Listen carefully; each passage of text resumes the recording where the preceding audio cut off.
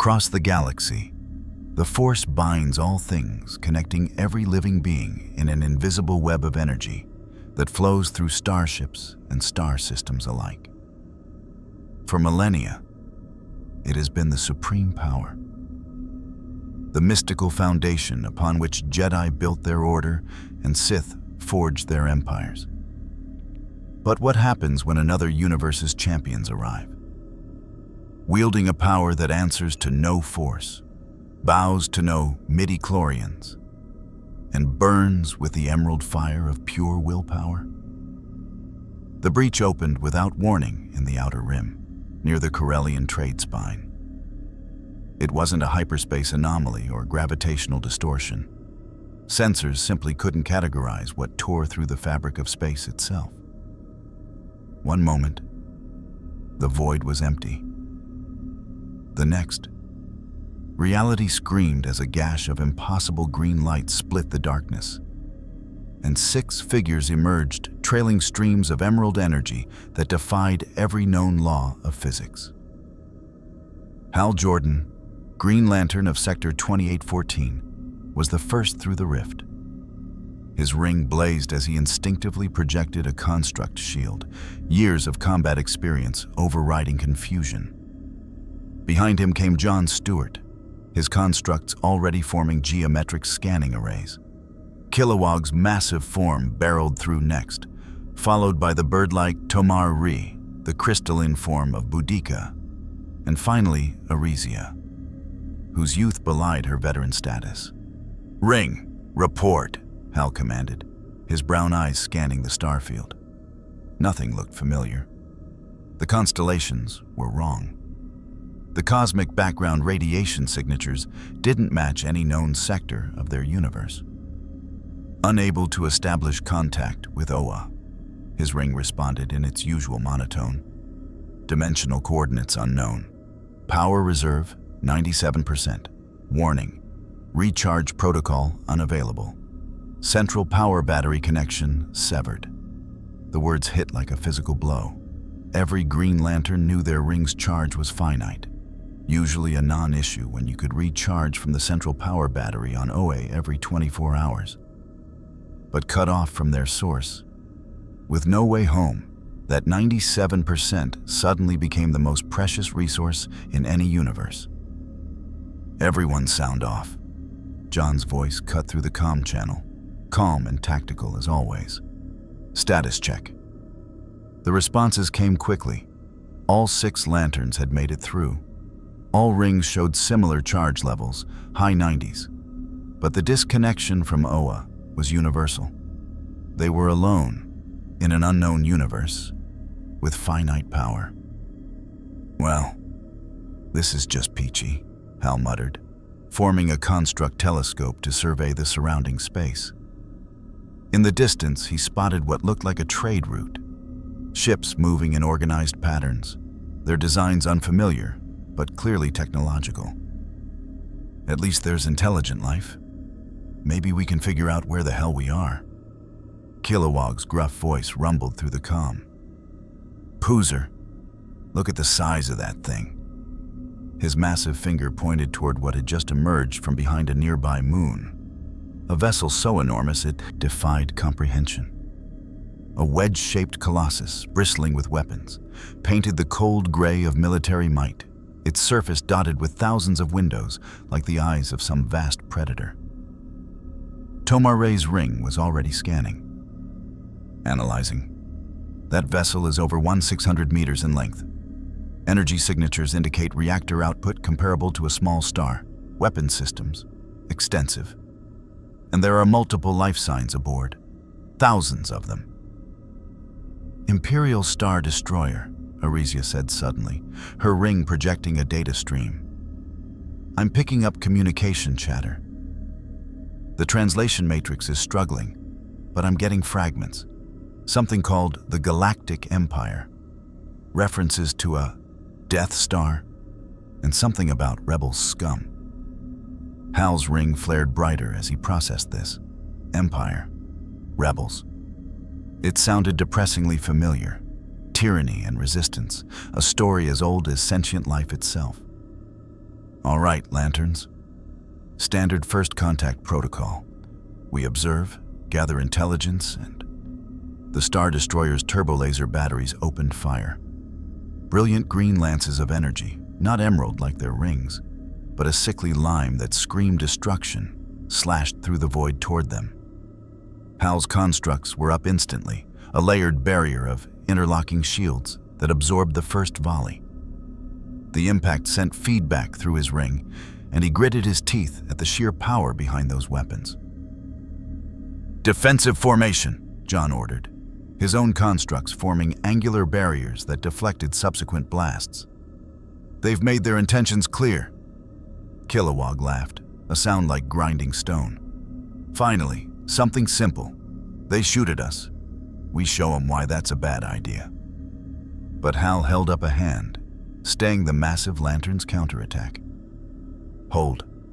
We don't know the situation here. That ship might have standing orders to fire on unidentified contacts. Let's try." A new presence cut through the darkness. Not a ship, a person. He stood on a platform that had extended from the Star Destroyer's hull, a figure clad entirely in black armor that reflected no light. A cape billowed behind him, despite the vacuum of space, flowing with impossible motion. And the sound, even through the void, somehow the Lanterns could hear it. The rhythmic, mechanical breathing that spoke of life sustained by technology and will alone. Darth Vader raised one gloved hand, and without warning, Hal felt something seize his throat. Not physical pressure, his ring's force field prevented that, but something else. Something that bypassed matter and energy entirely, reaching for the life force within him. Hal's ring blazed in response, pouring emerald energy into a protective cocoon. The invisible grip weakened, but didn't break entirely. Whatever this was, it wasn't technology. It was something his ring categorized only as unknown energy field. "Lanterns," Vader's voice carried across the void, deep and resonant with mechanized breathing. "You will surrender your weapons and submit to Imperial authority. Resistance will result in your termination." John Stewart's constructs shifted into combat configuration.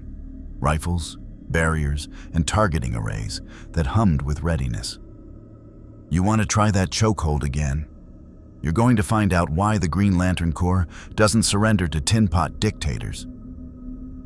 Vader's hand clenched into a fist, and this time all 6 Lanterns felt it. That invisible force attempting to crush them, to tear at their essence. But willpower was the Green Lantern Corps' foundation. Where others might have broken, the Lanterns' rings flared brighter, feeding on their determination to resist. "Interesting," Vader said, his tone shifting from command to curiosity. "You resist the Force. Your power is unfamiliar. Not Jedi, not Sith. Something else entirely." Hal broke free of the grip with a surge of will, his ring creating a battering ram construct that slammed toward Vader. The Dark Lord didn't move. The construct simply stopped mid-flight, held by that same invisible energy. For a moment, emerald light and this force energy warred against each other. 2 universal powers meeting for the first time. Then Vader released the construct and gestured. The Star Destroyer's tractor beams lanced out, but these the Lanterns easily evaded. They were warriors who had fought across galaxies, faced threats that would shatter worlds. 6 Star Destroyers appeared from hyperspace, surrounding them in a tactical formation that spoke of military precision. "Last chance." Vader's voice carried warning now. "The Empire does not tolerate unknown threats. Identify yourselves, or be destroyed."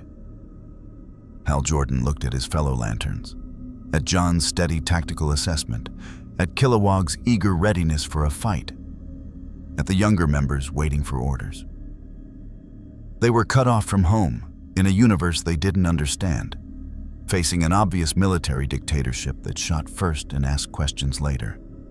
Every instinct screamed at him to fight, to show these Imperials that the Green Lantern Corps bowed to no tyrant. But wisdom stayed his hand. They needed information. They needed to understand this galaxy, this force, and why their rings couldn't reach Oa.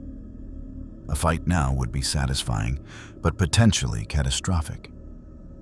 "I'm Hal Jordan, Green Lantern of Sector 2814, he said, lowering his ring slightly. Not in surrender, but in parley. We're peacekeepers from another universe. We didn't come here by choice, and we're not your enemies. But we're not your prisoners either. So here's what's going to happen. You're going to take us somewhere we can talk, and we're going to figure out what the hell just happened." Or, his ring flared brighter, and around him, 5 other emerald lights joined his. "You're going to learn why the Green Lantern Corps has protected trillions of lives across thousands of worlds." The standoff held. Emerald light against Imperial gray. Willpower against the Force. Somewhere in the command deck of the lead Star Destroyer, an admiral made a calculation. These beings had withstood Vader's Force grip and evaded tractor beams. Engaging them in open combat would cost ships and lives. Better to play along, gather intelligence, and let Lord Vader decide their fate. "Very well," Vader said finally. "You will accompany us to the nearest Imperial facility for processing. Any hostile action will be met with overwhelming force." Hal's jaw tightened. Processing. It sounded a lot like interrogation. But they needed answers, and sometimes the only way forward was through. "Fine, but we're keeping our rings." He looked at his team. "Stay sharp, Lanterns. Something tells me we just walked into someone else's war." As the 6 Green Lanterns followed Vader's shuttle toward the Star Destroyer's hangar bay, none of them noticed the Imperial probe droid that had recorded every second of the encounter, transmitting encrypted data across the galaxy. Data that would reach the Emperor's throne room on Coruscant within hours. Data about beings who wielded impossible power, who resisted the Force itself, who could potentially change everything. If you want to see more characters enter the Star Wars galaxy, hit that subscribe button and drop the name of a character you'd want to see in the comments below. May the Force be with you. The Star Destroyer's hangar bay was a cathedral of military efficiency. Hundreds of meters of polished durasteel deck, rows of TIE fighters locked in launch racks, and stormtroopers assembled in perfect formation. The Lanterns descended through the atmospheric containment field, their rings casting emerald light across the assembled Imperial forces. Officers barked orders. Heavy weapons tracked their every movement. The message was clear.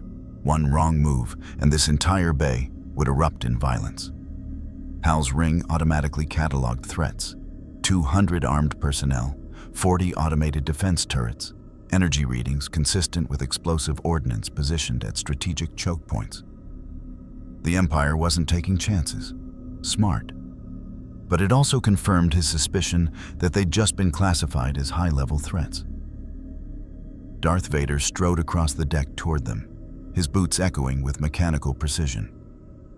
Behind him walked a thin, hawkish man in an Imperial officer's uniform, his cold eyes assessing the Lanterns with the calculation of a predator sizing up prey. "Grand Moff Tarkin," Vader introduced without preamble. "Commander of the Outer Rim territories. He will oversee your integration into Imperial protocols." Tarkin's lips twisted into something approximating a smile. "Fascinating. When our sensors detected your arrival, I confess I thought it another rebel trick, some new technology meant to disrupt hyperspace lanes. But this," he gestured at the 6 Lanterns, still hovering a meter above the deck, rings glowing with ready power. "This is something else entirely."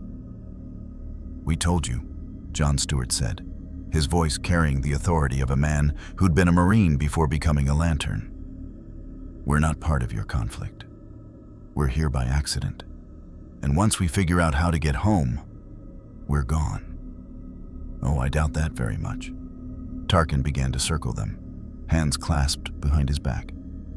You arrive wielding unknown energy weapons, resist Lord Vader's force abilities, and expect us to simply let you leave? The Empire has protocols for such situations, protocols that have maintained order across 1,000,000 worlds.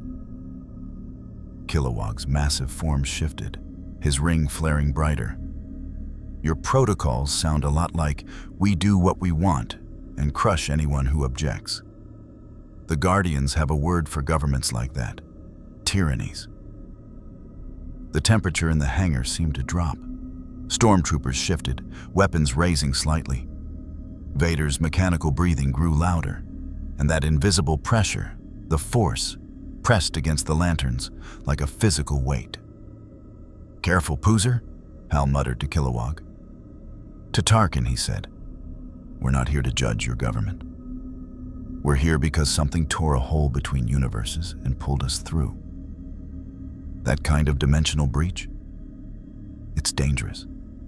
Could destabilize both our realities if it's not properly sealed. So how about we work together, figure out what happened, and you will deactivate your weapons," Tarkin interrupted, his tone brooking no argument. "You will submit to scanning and analysis, and you will answer questions about your technology, your capabilities, and your intentions. Cooperation will be noted favorably in your processing records." Arisia's young face hardened. "We're not deactivating our rings. They're not weapons. They're part of who we are." "Then you are all weapons," Vader stated, his voice cutting through the tension like a vibroblade. "And the Empire does not permit armed foreign agents to operate within its borders." Tomar Ray's ring projected a holographic display of their current situation. Star Destroyer schematics overlaid with tactical assessments. "Lantern Jordan, recommend we table this discussion. Escalation serves no purpose. Perhaps a demonstration of goodwill would facilitate communication." Hal considered it. The Green Lantern Corps had handled first contact situations before. Some peaceful, some hostile, all requiring diplomacy. But there was something about this empire that set his teeth on edge. The casual authoritarianism. The fear he could see in the eyes of the lower-ranking officers. The way everyone deferred to Vader with a terror that went beyond military discipline. "Fine," Hal said finally. "We'll lower our guard. But we're not prisoners. We'll answer reasonable questions, share what we can about our arrival, and help you understand the dimensional breach. But we're keeping our rings active. And the first time you try to process us into a cell, this cooperation ends." Tarkin exchanged a glance with Vader. Some unspoken communication passed between them. A calculation of risks and benefits. Finally, Tarkin nodded. "Acceptable, for now." He turned to a nearby officer. "Prepare conference room 7, full security complement, and have our science team standing by. I want every sensor focused on these lanterns." As stormtroopers formed an escort around them, Hal's ring pulsed with a priority alert. "Warning, ring charge at 96%. Recommend conservation protocols. Estimated operational time at current expenditure, 47 standard hours." 47 hours? 2 days before their rings died and they became just 6 aliens stranded in a hostile galaxy. The thought sent a chill through Hal that had nothing to do with the Star Destroyer's climate control. The conference room was pure Imperial design. Stark, efficient, intimidating. A long table dominated the space, surrounded by chairs clearly meant for humanoid forms. Holographic projectors hummed in the corners, and Hal's ring detected concealed weapon systems in the walls. Still a prison, just prettier. They sat, or in Kilowog's case, adjusted the chair to accommodate his bulk, and waited as Tarkin brought up a star chart. The galaxy that appeared was massive, spiral-armed, and completely unfamiliar. Thousands of systems, hundreds of sectors, all under the control of something called the Galactic Empire. "This is the known galaxy," Tarkin began, his tone taking on a lecturer's cadence.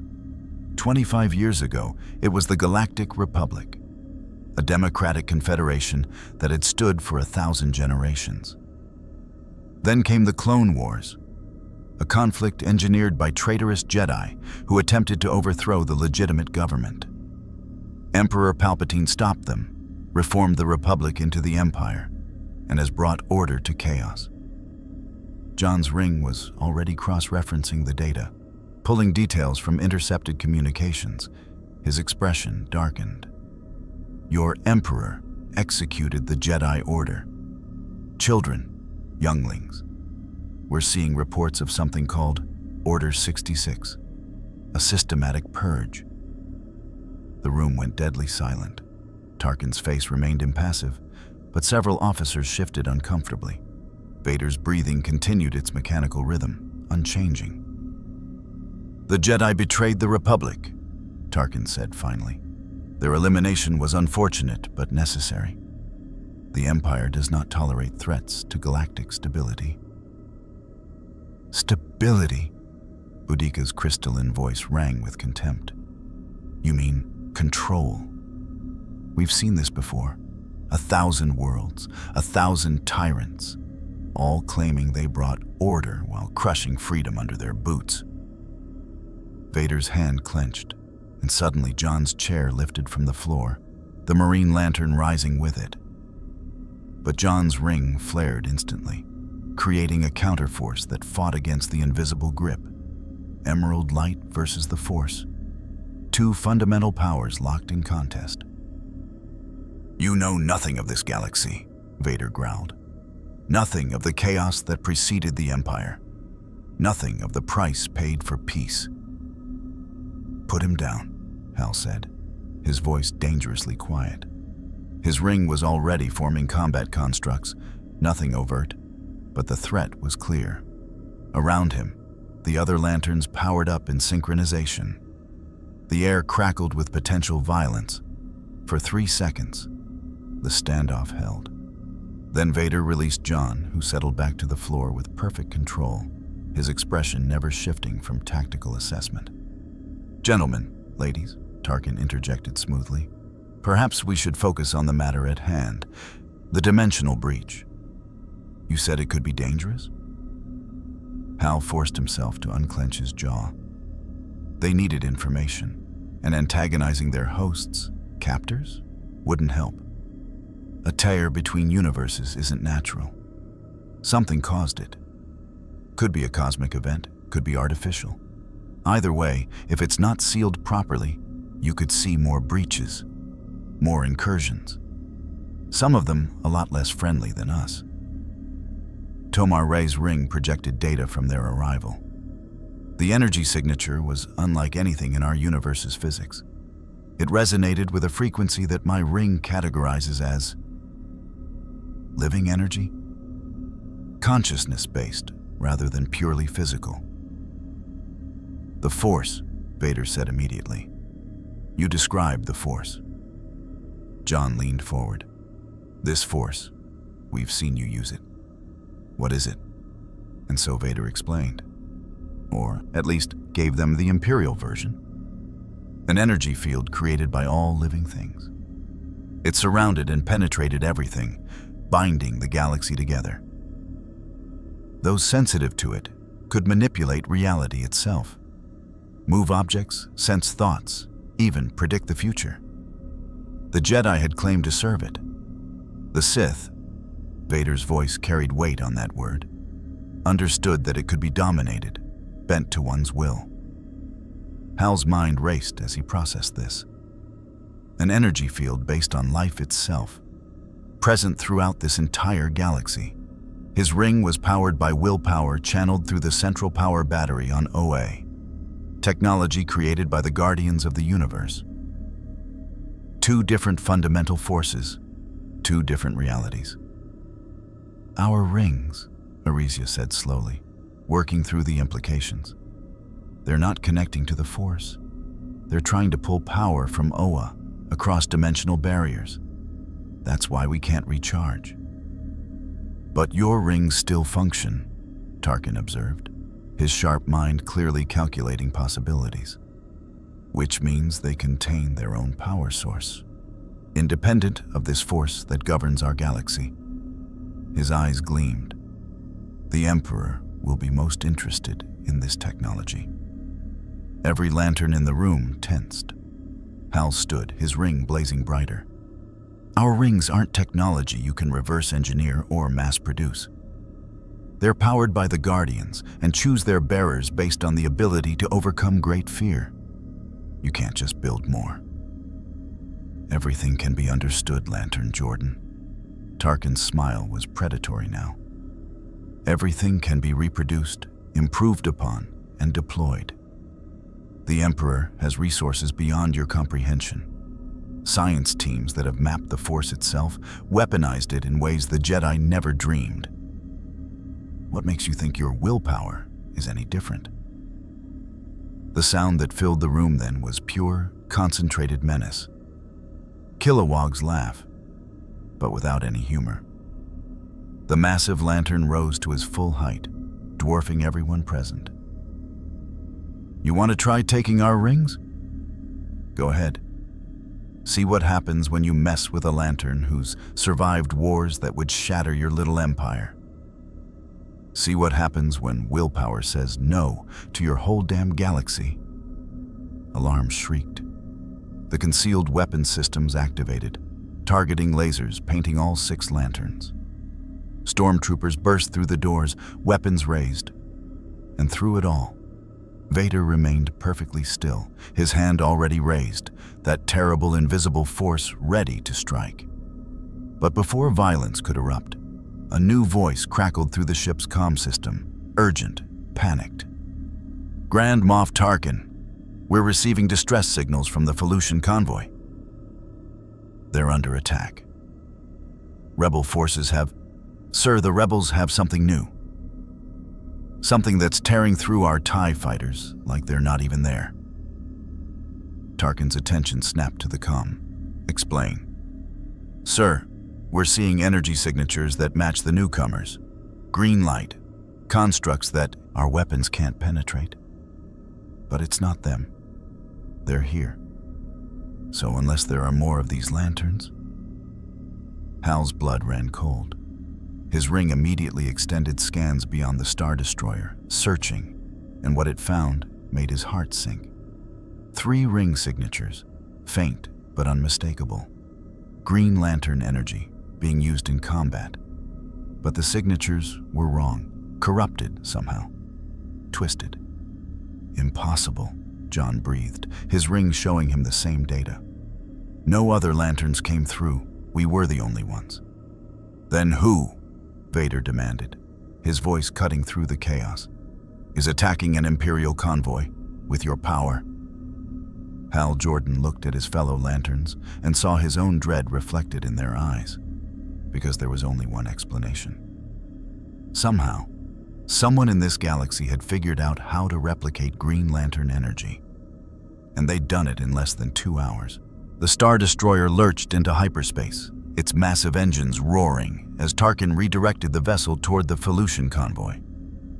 Through the viewport, the stars elongated into brilliant streaks of light, and Hal felt a strange resonance through his ring. Hyperspace travel was similar to faster-than-light methods in his universe. But something about it felt wrong, forced, like tearing through reality rather than sliding around it. Your ring signatures, Vader said. His masked face turned toward the tactical display showing the ongoing battle. You said they were corrupted. Explain. John Stewart's constructs had already created a holographic analysis panel, breaking down the energy readings his ring had detected. Green lantern rings emit a specific frequency, a harmonic that resonates with the emotional spectrum. Willpower burns at 2.7 terahertz in our universe. What we're detecting at Felucia is reading at 2.4 terahertz. Close, but wrong. Like someone tried to copy a song they'd only heard once. Could the dimensional breach have created echoes? Tomar Rhee suggested, his avian features creased with concern. Residual energy that coalesced into unstable duplicates? Or, Boudica's crystalline voice cut through the speculation, someone in this galaxy found a way to weaponize what they learned from scanning us. The implication hung in the air like a death sentence. They'd been in this universe for barely 3 hours. If someone had already reverse-engineered even a crude imitation of ring energy, the Guardians' greatest fear had been realized. Their technology falling into hands that didn't understand its responsibilities. Tarkin's expression remained carefully neutral. But Hal caught the micro-expression, surprise, quickly masked. The Grand Moff was a politician as much as a military commander, and politicians wore lies like uniforms. The Empire has no such technology. Our scientists were only just beginning analysis of your arrival. Then who does? Hal demanded, stepping closer to the viewport as hyperspace rushed past. Because someone's using our power to attack your people, and when we get there, they're going to learn why the Green Lantern Corps doesn't appreciate identity theft. Kilowog cracked his massive knuckles, constructs already forming around his fists. Glowing green battering rams that could shatter battle cruisers. Been itching for a proper fight since we got here. Let's see what these knockoffs can do. You will stand down, Vader commanded, his hand rising in that now familiar gesture. But this time, the lanterns were ready. 6 rings flared simultaneously, creating a composite shield that dispersed the force pressure before it could take hold. Vader's hand clenched tighter, pouring more power into the attack. And for a moment, the conference room became a battleground of invisible energies. The Force versus willpower incarnate. Then Vader released the pressure, his breathing mechanical and steady. Interesting. You adapt quickly. But understand this, Lanterns. You are in Imperial space, under Imperial jurisdiction. You will follow Imperial commands, or you will be treated as enemy combatants. We're not your soldiers, Arisia said, her young voice carrying steel that belied her appearance. We're peacekeepers. If someone's attacking innocents with stolen ring energy, we'll stop them. Not because you ordered it, but because it's what we do. The Star Destroyer dropped from hyperspace, and the scene that greeted them was chaos. The Felucian convoy, 6 bulk freighters escorted by a dozen TIE fighters and 2 smaller Star Destroyers, was under siege, but not by conventional rebel forces. What Hal saw through the viewport made his jaw clench with anger and dread. 3 figures flew through space without ships or suits, surrounded by auras of sickly green light. They weren't human. One was a Wookiee, its massive frame wreathed in emerald energy. Another appeared to be a Twi'lek, its head tails flowing despite the vacuum. The third was something Hal didn't recognize, a being of pure energy contained within a humanoid shell, burning with power that hurt to look at. But it was what they were doing that turned Hal's stomach. The Wookiee had created a construct, a massive hammer crackling with unstable energy, and was using it to smash through a Star Destroyer's hull like it was paper. Atmosphere vented in frozen clouds. Bodies followed. The construct flickered and stuttered, barely maintaining coherence. But its wielder poured more power into it with savage abandon. The Twi'lek flew through the TIE fighter formations, trailing constructs that looked like tentacles, writhing, grasping appendages that tore fighters apart and hurled the debris at other targets. But the constructs were wrong. Where a true Lantern's creations were solid and stable, these flickered between existence and void, sometimes passing through targets harmlessly, sometimes detonating with explosive force. The energy being simply radiated power, waves of corrupted green light that scrambled sensors and caused ship systems to overload.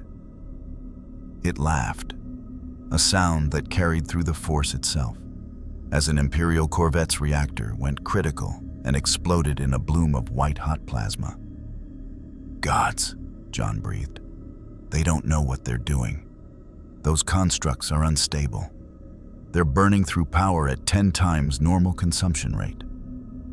Hal's ring was already calculating trajectories and threat assessments. Warning. Detected energy signatures pose risk of catastrophic failure. Probability of uncontrolled detonation, 67% within next 4 minutes. Blast radius would destroy all vessels in immediate vicinity. Tarkin, Hal snapped, all pretense of diplomacy abandoned. Get your ships back, now. Those constructs are going to explode, and when they do, everyone dies. But Tarkin's face had gone cold and hard. Unacceptable. Those freighters carry supplies for 17 systems. Losing them would embolden the rebellion across the entire Outer Rim. All ships, engage those hostiles with extreme prejudice. Vader, assist them. You stubborn, Hal cut himself off. No time for arguments. Lanterns, emergency deployment. Stewart, you're with me on evacuation. Kilowog, Boudica, neutralize those constructs before they detonate. Tomar Ray, Arisia, shield the civilian vessels. Move! They moved. 6 green lanterns exploded through the Star Destroyer's hangar bay atmospheric shield, emerald contrails marking their passage as they accelerated to combat speed. Hal's ring calculated intercept vectors automatically, years of space combat experience guiding his flight path. Beside him, John Stewart created a battalion of construct drones, each one a tactical assessment unit feeding real-time data back to his ring. Targets acquired, John reported, his marine training turning chaos into manageable objectives. Wookiee designation Alpha, Twi'lek Beta, energy being Gamma. Alpha's construct stability at 34%, Beta at 41%, Gamma is... Hell, I can't get a stable reading. It's like the thing is half in this dimension and half somewhere else. Kilowog reached Alpha first, his massive form slamming into the Wookiee's construct hammer with a battering ram of his own. The impact sent shockwaves through space, visible as ripples of distorted light. Alpha roared, a sound that carried through comm frequencies, and swung again. But where Kilowog's construct was solid and unwavering, Alpha's hammer fractured on impact, fragmenting into a dozen smaller pieces that spun away, trailing unstable energy. Your form is terrible, Kilowog bellowed, creating a massive fist that caught Alpha across the jaw. The Wookiee tumbled backward, its aura flickering. You want to use a lantern's power? You respect the constructs. You focus your will. You don't just blast energy around like some poozer who found a weapon he doesn't understand. Alpha snarled and created another construct. This time a blade, long and jagged. It lunged at Kilowog with berserker fury, and the massive lantern was forced to create layered shields.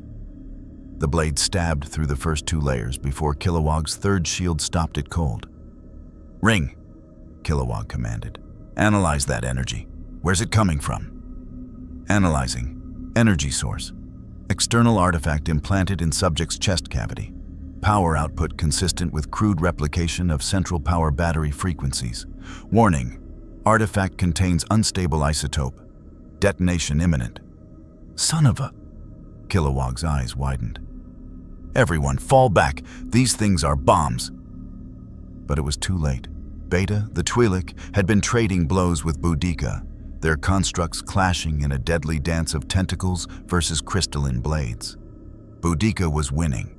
Her centuries of combat experience made her constructs precise, efficient, deadly. Beta was powerful but untrained, wasting energy on flashy attacks that accomplished nothing. Then Beta's aura spiked.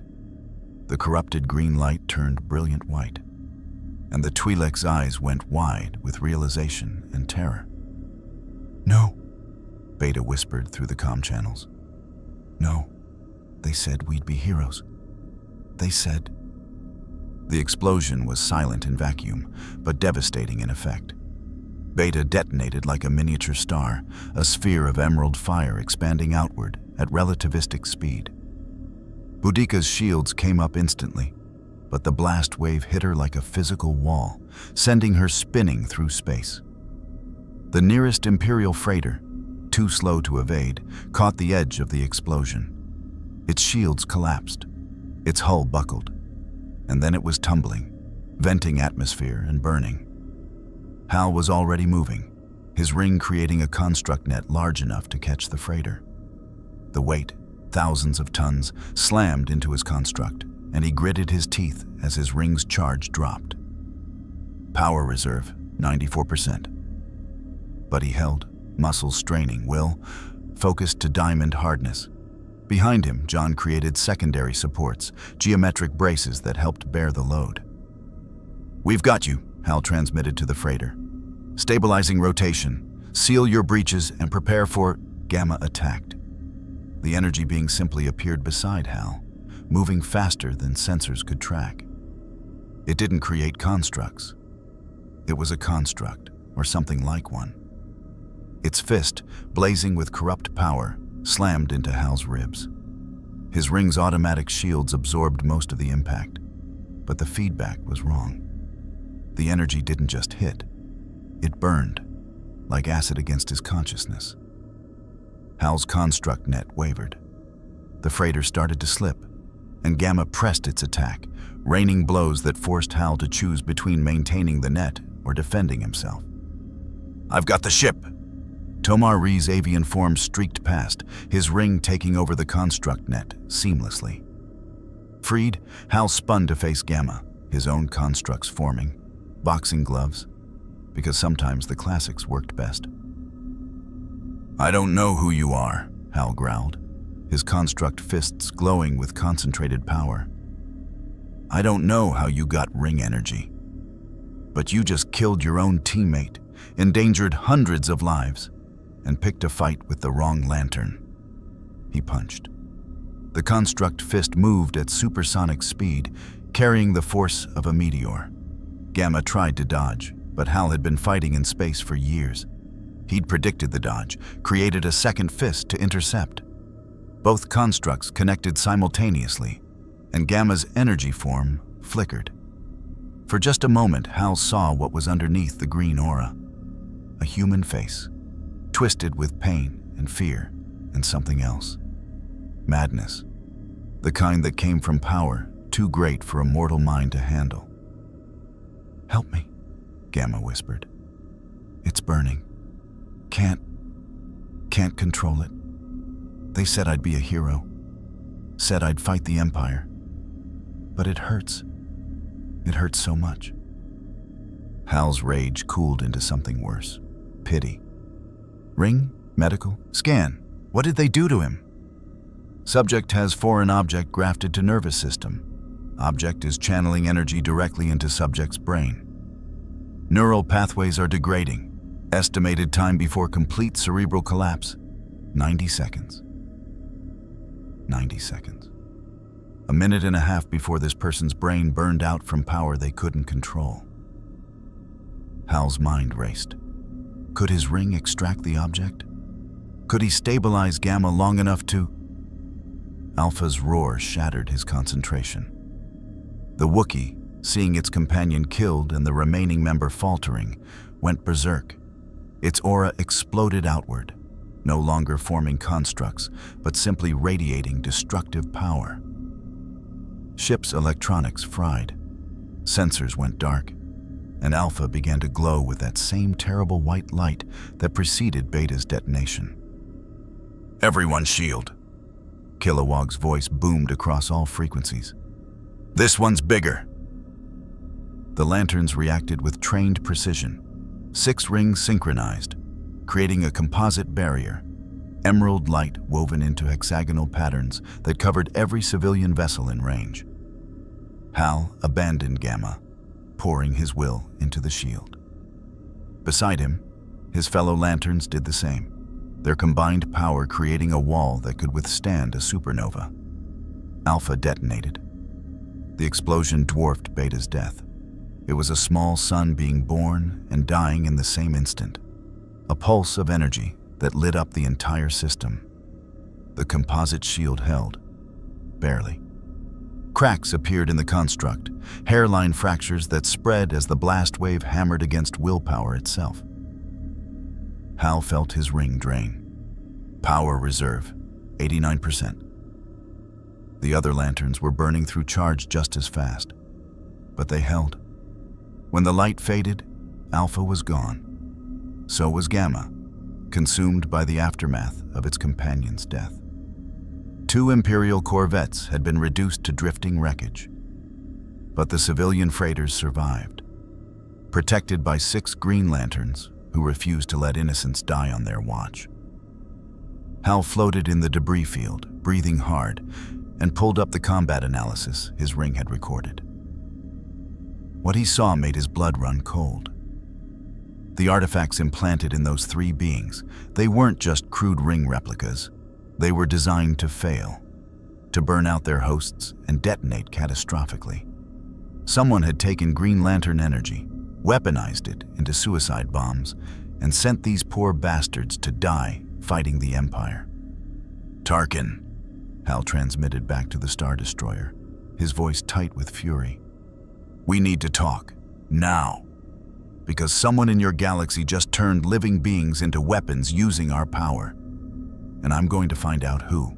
The debriefing room aboard the Star Destroyer felt different now. Less like an interrogation chamber and more like a war council. Tarkin stood at the head of the table, his hawkish features illuminated by holographic projections of the battle. Vader loomed in the shadows, his presence a constant weight on the room's atmosphere. And the 6 Green Lanterns sat arranged in tactical formation, their rings still glowing with ready power, their expressions ranging from Kilowog's barely contained rage to Tomar Ri's analytical concern. "The beings you fought were rebel operatives," Tarkin began, pulling up dossiers. "The Wookiee was Kirkathar, wanted for sabotage across 7 systems, the Twi'lek, Selanor, a former slave turned insurgent. The third." He paused, and for the first time, Hal saw genuine discomfort cross the Grand Moff's face. "Dr. Evan Kors, Imperial scientist, reported missing 3 weeks ago from a research station on Scarif."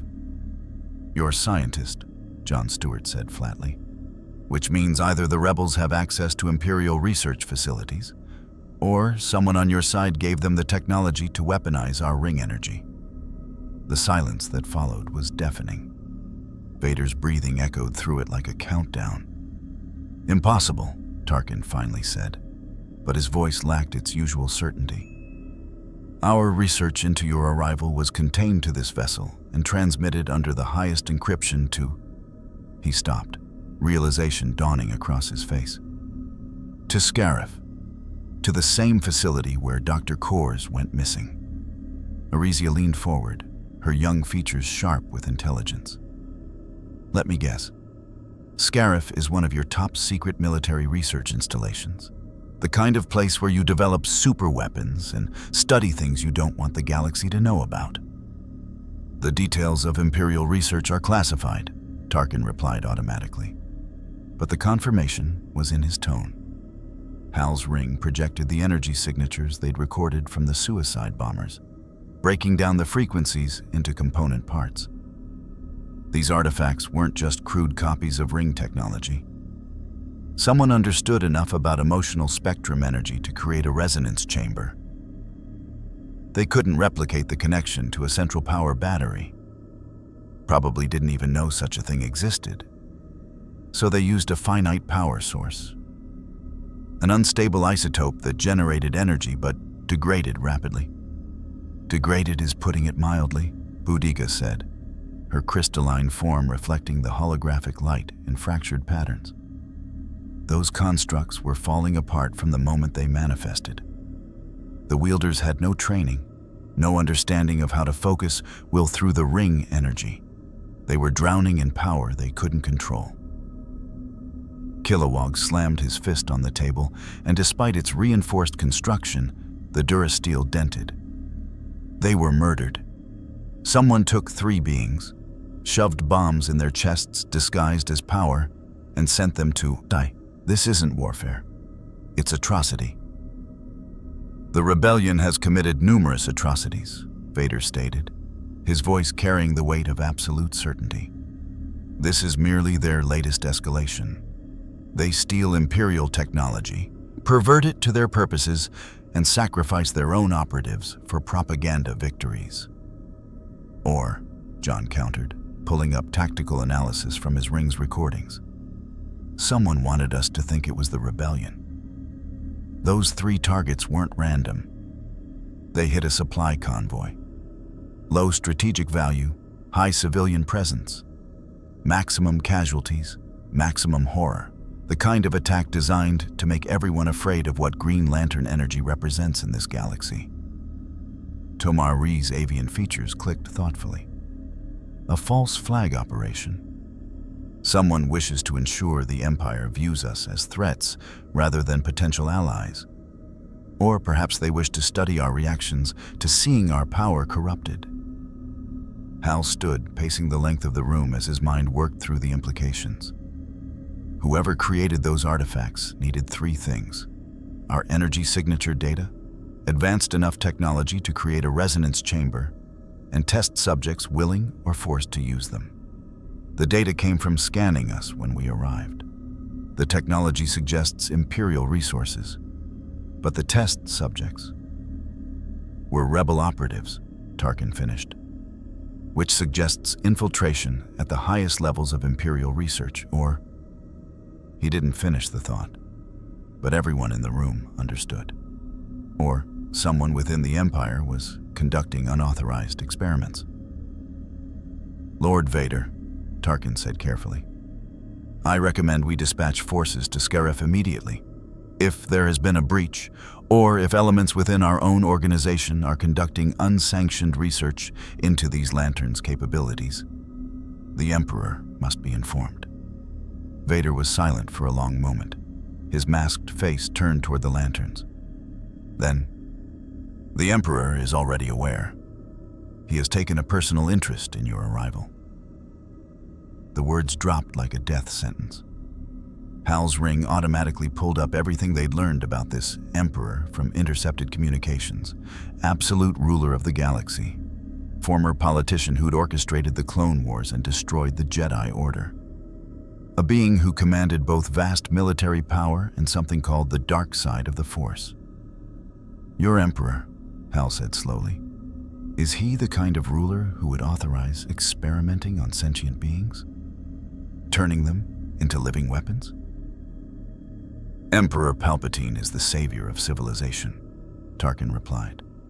But his tone was rote, a party line repeated so often it had become reflex. His methods ensure galactic stability and... That's a yes, Kilowog interrupted.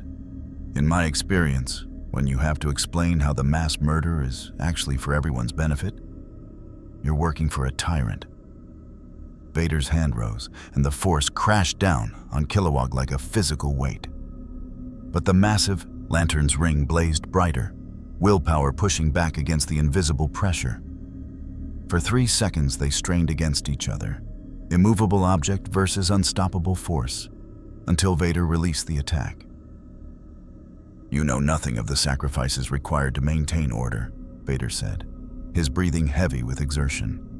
Nothing of the chaos that preceded the Empire. Your power is formidable, but your understanding is that of children playing at peacekeeping. We've maintained peace across thousands of sectors for millennia, Boudica shot back. We've seen empires rise and fall.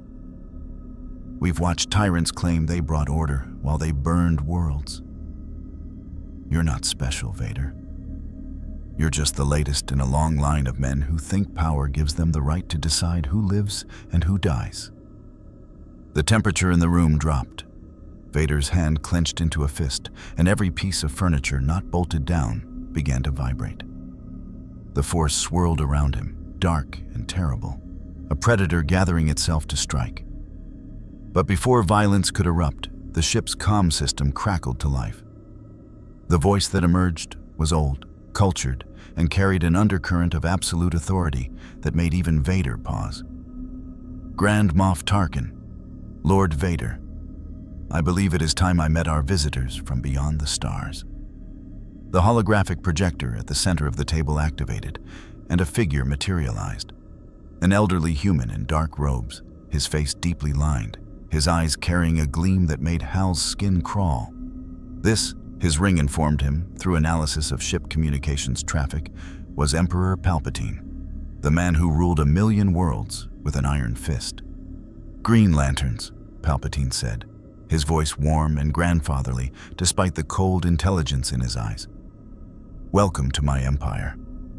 I must apologize for the unfortunate incident at Felucia. It seems there are elements within the rebellion who will stop at nothing to destabilize galactic peace." Hal met the Emperor's gaze through the hologram, and something in those ancient eyes made every combat instinct he possessed scream warnings. This was dangerous. More dangerous than Vader. More dangerous than the entire Imperial fleet. This was a predator wearing human skin, and it was studying them the way a scientist studies lab specimens. "Your Majesty," Hal said, choosing his words carefully, "we're not interested in your war with the rebellion. We're peacekeepers from another universe, here by accident. Once we figure out how to seal the dimensional breach and get home, we're gone." "Oh, but surely you cannot simply leave," Palpatine said, spreading his hands in a gesture of regret. "The breach you speak of, it poses risks to both our realities, as you've noted, and the technology that created those poor, twisted weapons at Felucia. If it falls into the wrong hands, your power could destabilize the entire galaxy." "Which is why we need to find whoever created those artifacts," John said. "Destroy their research, seal the breach, and make sure this never happens again." "I quite agree." Palpatine's smile was benevolent, but his eyes never stopped calculating. "Which is why I propose an alliance. You assist the Empire in tracking down these rogue elements, whether they are rebel infiltrators or misguided Imperial researchers. And in exchange, I place the full resources of our science division at your disposal. Perhaps together, we can solve the mystery of your arrival and facilitate your return home." It was a trap. Every instinct Hal possessed recognized it as a trap. Accept the Emperor's help and they'd be bound to Imperial authority. Refuse and they'd be branded enemies of the state, hunted across a galaxy they barely understood with rings that couldn't recharge. "We need to discuss this," Hal said finally. "Privately." "Of course," Palpatine said smoothly. "But do not take too long, Green Lanterns. I sense that events are already in motion. Forces that neither of us fully understand are at work, and delay could prove costly."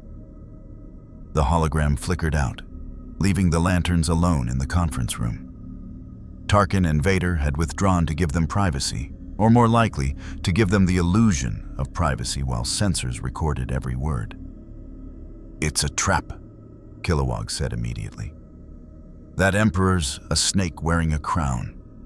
Help him, and we become his weapons."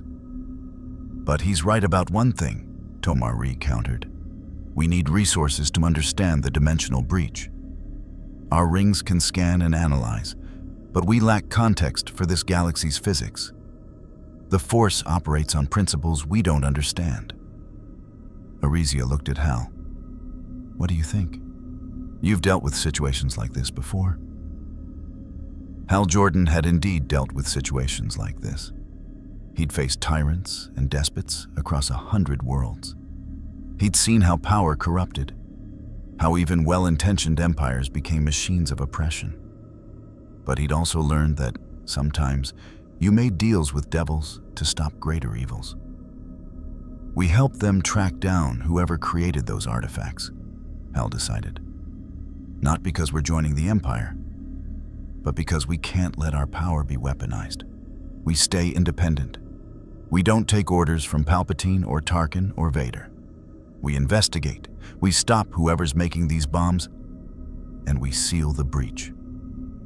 "And if the Empire tries to force our compliance?" Boudica asked. Hal's ring flared brighter, and his smile was grim. "Then they learn why the Green Lantern Corps has stood for billions of years. No empire, no matter how powerful, tells a lantern what to do. John Stewart created a tactical overlay. Star charts, Imperial facility locations, Rebel cell territories. If we're doing this, we do it smart. We investigate Scarif first. That's where the scientist went missing, where the research was conducted. We find evidence, we find answers. And we watch our backs, Kilowog added. Because that Emperor, he's not offering help. He's offering chains. The door opened, and Vader returned, his presence filling the room like a physical force. The Emperor awaits your decision. Hal stood, meeting the Dark Lord's gaze through the reflective mask. Tell him we accept, on our terms. We investigate Scarif. We track down whoever's weaponizing ring energy, and we maintain our independence. We're not Imperial assets, and we're not taking orders. We're cooperating because it serves both our interests. The Emperor does not negotiate with... He does if he wants our help, Hal interrupted. Because let's be honest, Vader. You've seen what we can do. You've felt our power push back against your force. Now imagine if whoever created those suicide bombs figures out how to stabilize the technology.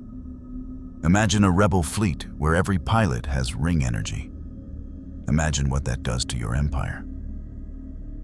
Vader was silent for a long moment. Then, slowly, he nodded.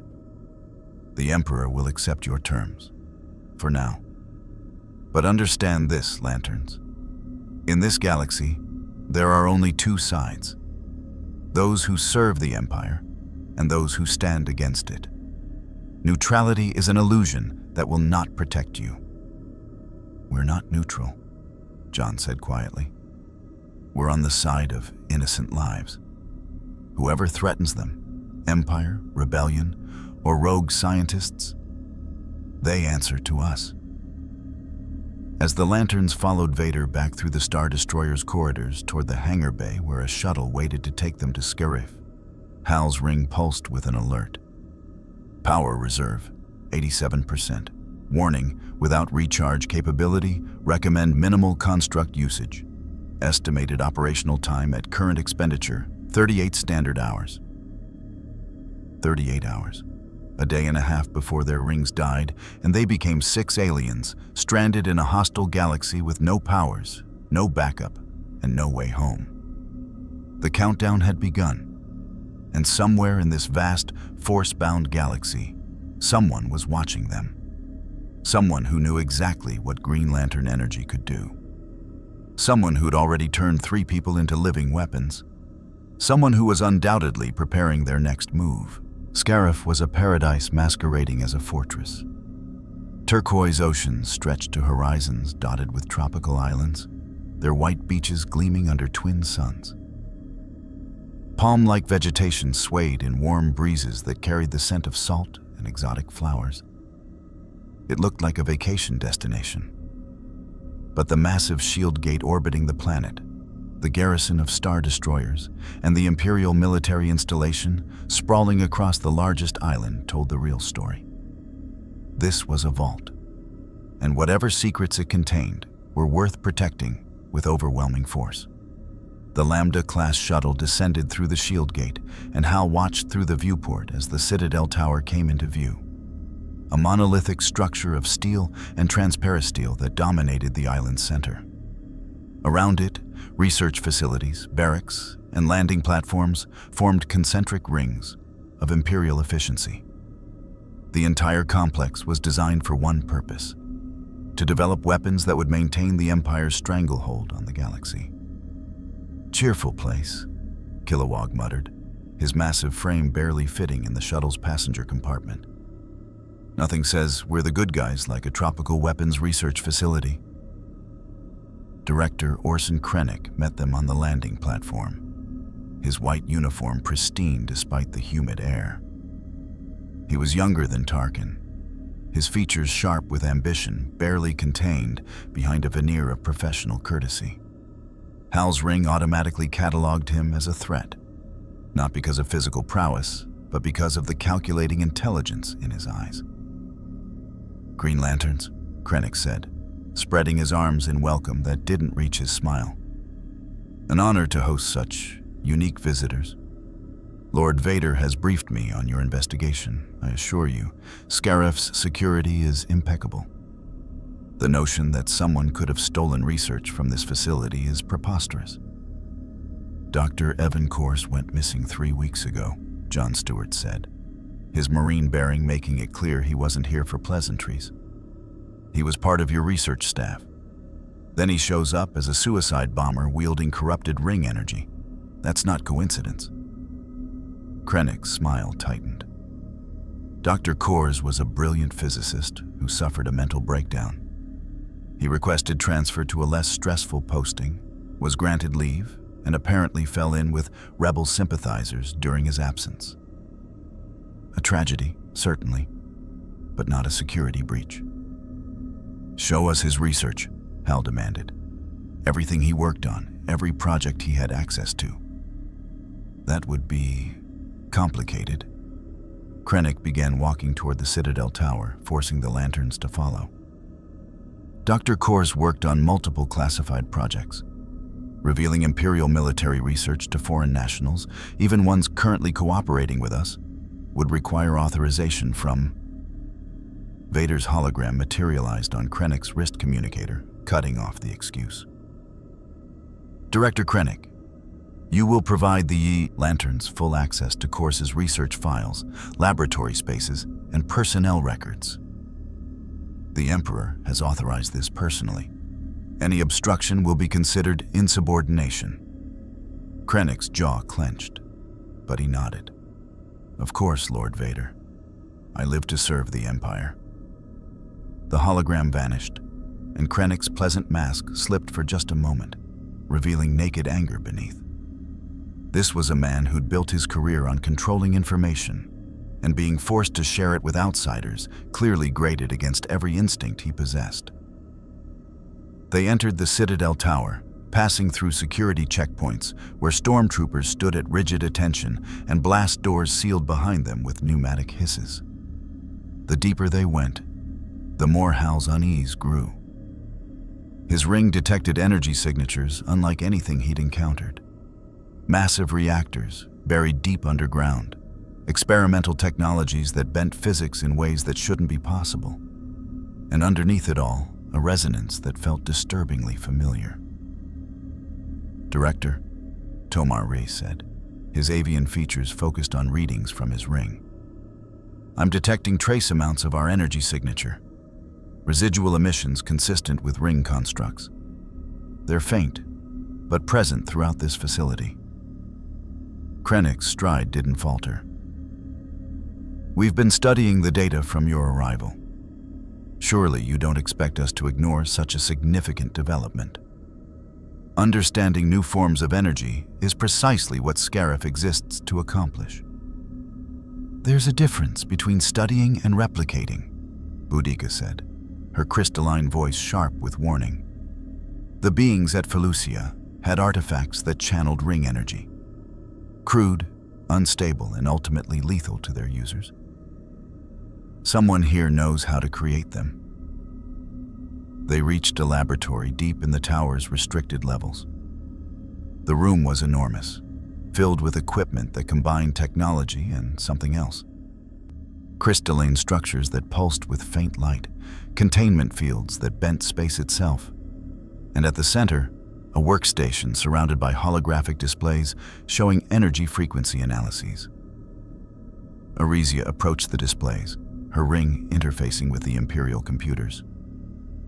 Data began flowing.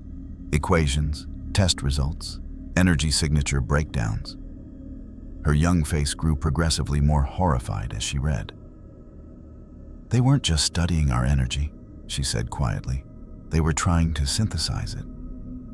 Create an artificial emotional spectrum. The notes here, they reference something called Project Verdant.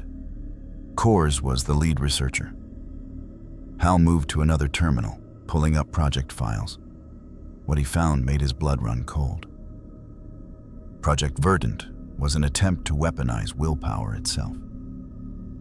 The research showed that Imperial scientists had recorded the lantern's arrival, captured every frequency and harmonic their rings emitted. Then they'd tried to recreate it using technology rather than the mystical foundation the Guardians had built over eons. The initial attempts had failed catastrophically. Test subjects exposed to artificial ring energy suffered neural degradation, psychotic breaks, and physical dissolution. But Kors had made a breakthrough. By combining the artificial energy with force-sensitive crystals, he'd created a resonance chamber that could sustain the power long enough to form constructs. The cost was predictable. The energy was inherently unstable. It would burn through its containment within hours, and when it failed, it would detonate with the force of a tactical nuclear weapon. Every test subject had died, every single one. And then the project had been shut down, officially. "These files show termination orders," John said, pulling up command documents. Signed by Director Krennic himself. Project Verdant was deemed too unstable for deployment. All research materials were to be destroyed, all remaining test subjects terminated humanely. Which they were, Krennic said from the doorway, his voice tight. "I gave those orders personally 3 weeks ago. The project was a failure, dangerous and uncontrollable." Hal turned to face the director, his ring already forming constructs, not weapons, but analytical tools that scanned Krennic for deception. "Then explain how 3 beings ended up with verdant artifacts in their chests, attacking an Imperial convoy. If the project was terminated, where did they get the technology?" "Obviously, Dr. Kors salvaged materials before his mental breakdown," Krennic replied smoothly. "He must have taken research data, prototype artifacts, and fled to rebel territory. What happened afterward is unfortunate but predictable. The rebellion weaponized a madman's work and sent their operatives to die for propaganda." It was a plausible explanation, almost too plausible. But Hal had interrogated enough suspects to recognize when someone was telling a carefully prepared truth that concealed a larger lie. "Ring," Hal commanded quietly. "Deep scan. Look for hidden data, encrypted files, anything that doesn't match the official narrative. Scanning, detecting, secure partition in laboratory mainframe. Encryption, Imperial military grade. Content unknown. Recommendation, forced decryption would trigger security protocols." "Kilowog," Hal said, not taking his eyes off Krennic. "Find the mainframe core. I think our host has files he forgot to mention." The massive lantern grinned, his ring already creating a construct drill. "My pleasure." "Wait!" Krennic stepped forward, hand raised. "That mainframe contains classified research into multiple projects. You cannot simply..." Kilowog's drill punched through the laboratory floor, tearing through reinforced durasteel like tissue paper. Alarms shrieked. Emergency lights flashed red. And somewhere below, the sound of Kilowog ripping apart Imperial security measures echoed through the facility. Stormtroopers burst into the laboratory, weapons raised. Krennic barked orders into his communicator. And Vader's hologram appeared again, his masked face somehow conveying lethal displeasure. "Director Krennic." Vader's voice was soft, which made it more terrifying. "Why are there encrypted files related to a project you claimed was terminated? Why are you attempting to prevent the Lantern's investigation? Explain. Now." Krennic's face had gone pale. "My lord, Some files were retained for archival purposes. Standard protocol for all terminated projects. I was merely trying to prevent unnecessary..." Kilowog emerged from the hole in the floor, his massive fist wrapped around a physical data core the size of a barrel. "Found it. And you're not going to like what's in here, Jordan." Tomar Ree's ring interfaced with the core, his advanced technical skills bypassing encryption that would have taken Imperial slicers weeks to crack. Data flowed across holographic displays, and what it revealed painted a picture far darker than anyone had imagined. Project Verdant hadn't been terminated. It had been moved. The official shutdown was a cover. Krennic had continued the research in a black site facility, hidden in the files under a different designation. And the test subjects weren't volunteers. They were prisoners, rebel sympathizers, and undesirables the Empire had deemed expendable. Kors hadn't stolen the technology. He'd been horrified by what he'd discovered and tried to expose it. So Krennic had him eliminated, making it look like a mental breakdown and defection. But Kors had gotten a message out before he died, to the rebellion, telling them about the project, about the atrocities being committed in the name of Imperial research. And the rebellion, desperate for weapons against the Empire, had done something unforgivable. They'd used Krennic's research to create their own suicide bombers. Taking volunteers who knew they'd die, implanting them with verdant artifacts, and sending them to strike at Imperial targets. Both sides had blood on their hands. Both sides had taken Green Lantern energy and turned it into instruments of murder. The silence in the laboratory was absolute. Even the alarms had been silenced as Vader reviewed the data, his breathing the only sound. "Director Krennic," Vader said finally, his voice carrying death. "You have committed treason against the Empire. You diverted resources to an unauthorized project. You falsified reports to the Emperor. And your actions have compromised Imperial security." Krennic backed toward the door, his hands raised. "My lord, I was trying to create a weapon that would end the rebellion. Everything I did was for the Empire, for order, for—" Vader's hand clenched. Krennic's words cut off with a strangled gasp as the Force closed around his throat. The director clawed at his neck, feet lifting from the ground, eyes bulging with terror. "No," Hal said, stepping forward. "Vader, stop!" The Dark Lord's mask turned toward him. "This is Imperial justice. This man endangered the entire galaxy with his ambition. He will answer for his crimes." "He'll answer in a trial," John said, his ring forming a construct barrier between Vader and Krennic. "Not an execution without due process. Due process is a luxury the Empire cannot afford." Vader's grip tightened. Krennic's face was turning purple. "Stand aside, Lantern." Hal's ring blazed brighter than it had since their arrival, emerald light filling the laboratory. Around him, 5 other lanterns powered up in perfect synchronization. They'd made a choice. Not to serve the Empire, not to bow to its brutal efficiency, but to stand for something better. "I said no," Hal repeated, and his voice carried the authority of billions of years of core history. "We're peacekeepers. We don't stand by while people are executed without trial, no matter what they've done. Krennic will face justice, real justice, not murder disguised as military necessity."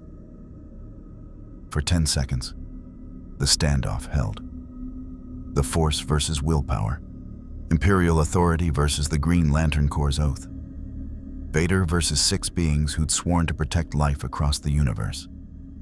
Then Vader released Krennic. The director collapsed, gasping and coughing, but alive.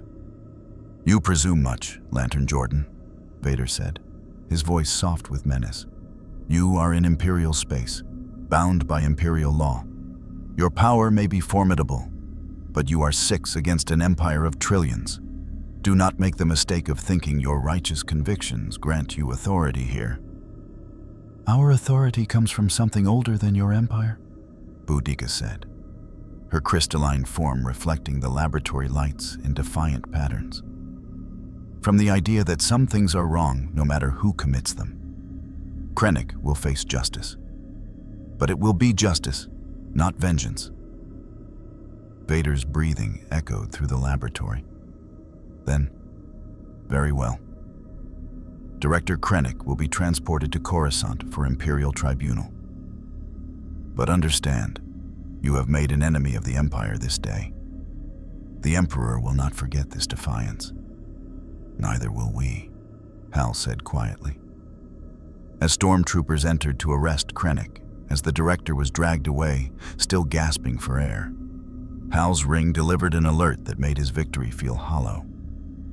Power reserve, 82%. Warning. Combat expenditure exceeding recommended parameters. Estimated operational time at current rate, 29 standard hours. 29 hours. Barely more than a day before their rings died. And they'd just made enemies of the most powerful regime in the galaxy, while the rebellion apparently had access to weaponized versions of their own power. Arisia moved to his side, her young face troubled. Hal, the data core shows something else. Project Verdant had a Phase 2. Krennic was planning something bigger than suicide bombers. Hal pulled up the files, and what he saw made his heart sink. Phase 2 was about mass production. Krennic had been developing a way to infuse entire armies with artificial ring energy, not individuals with implants, but battalions of soldiers augmented with construct creation abilities. Unstable, short-lived, but in the hours before they burned out, each one would be as powerful as a lesser Green Lantern.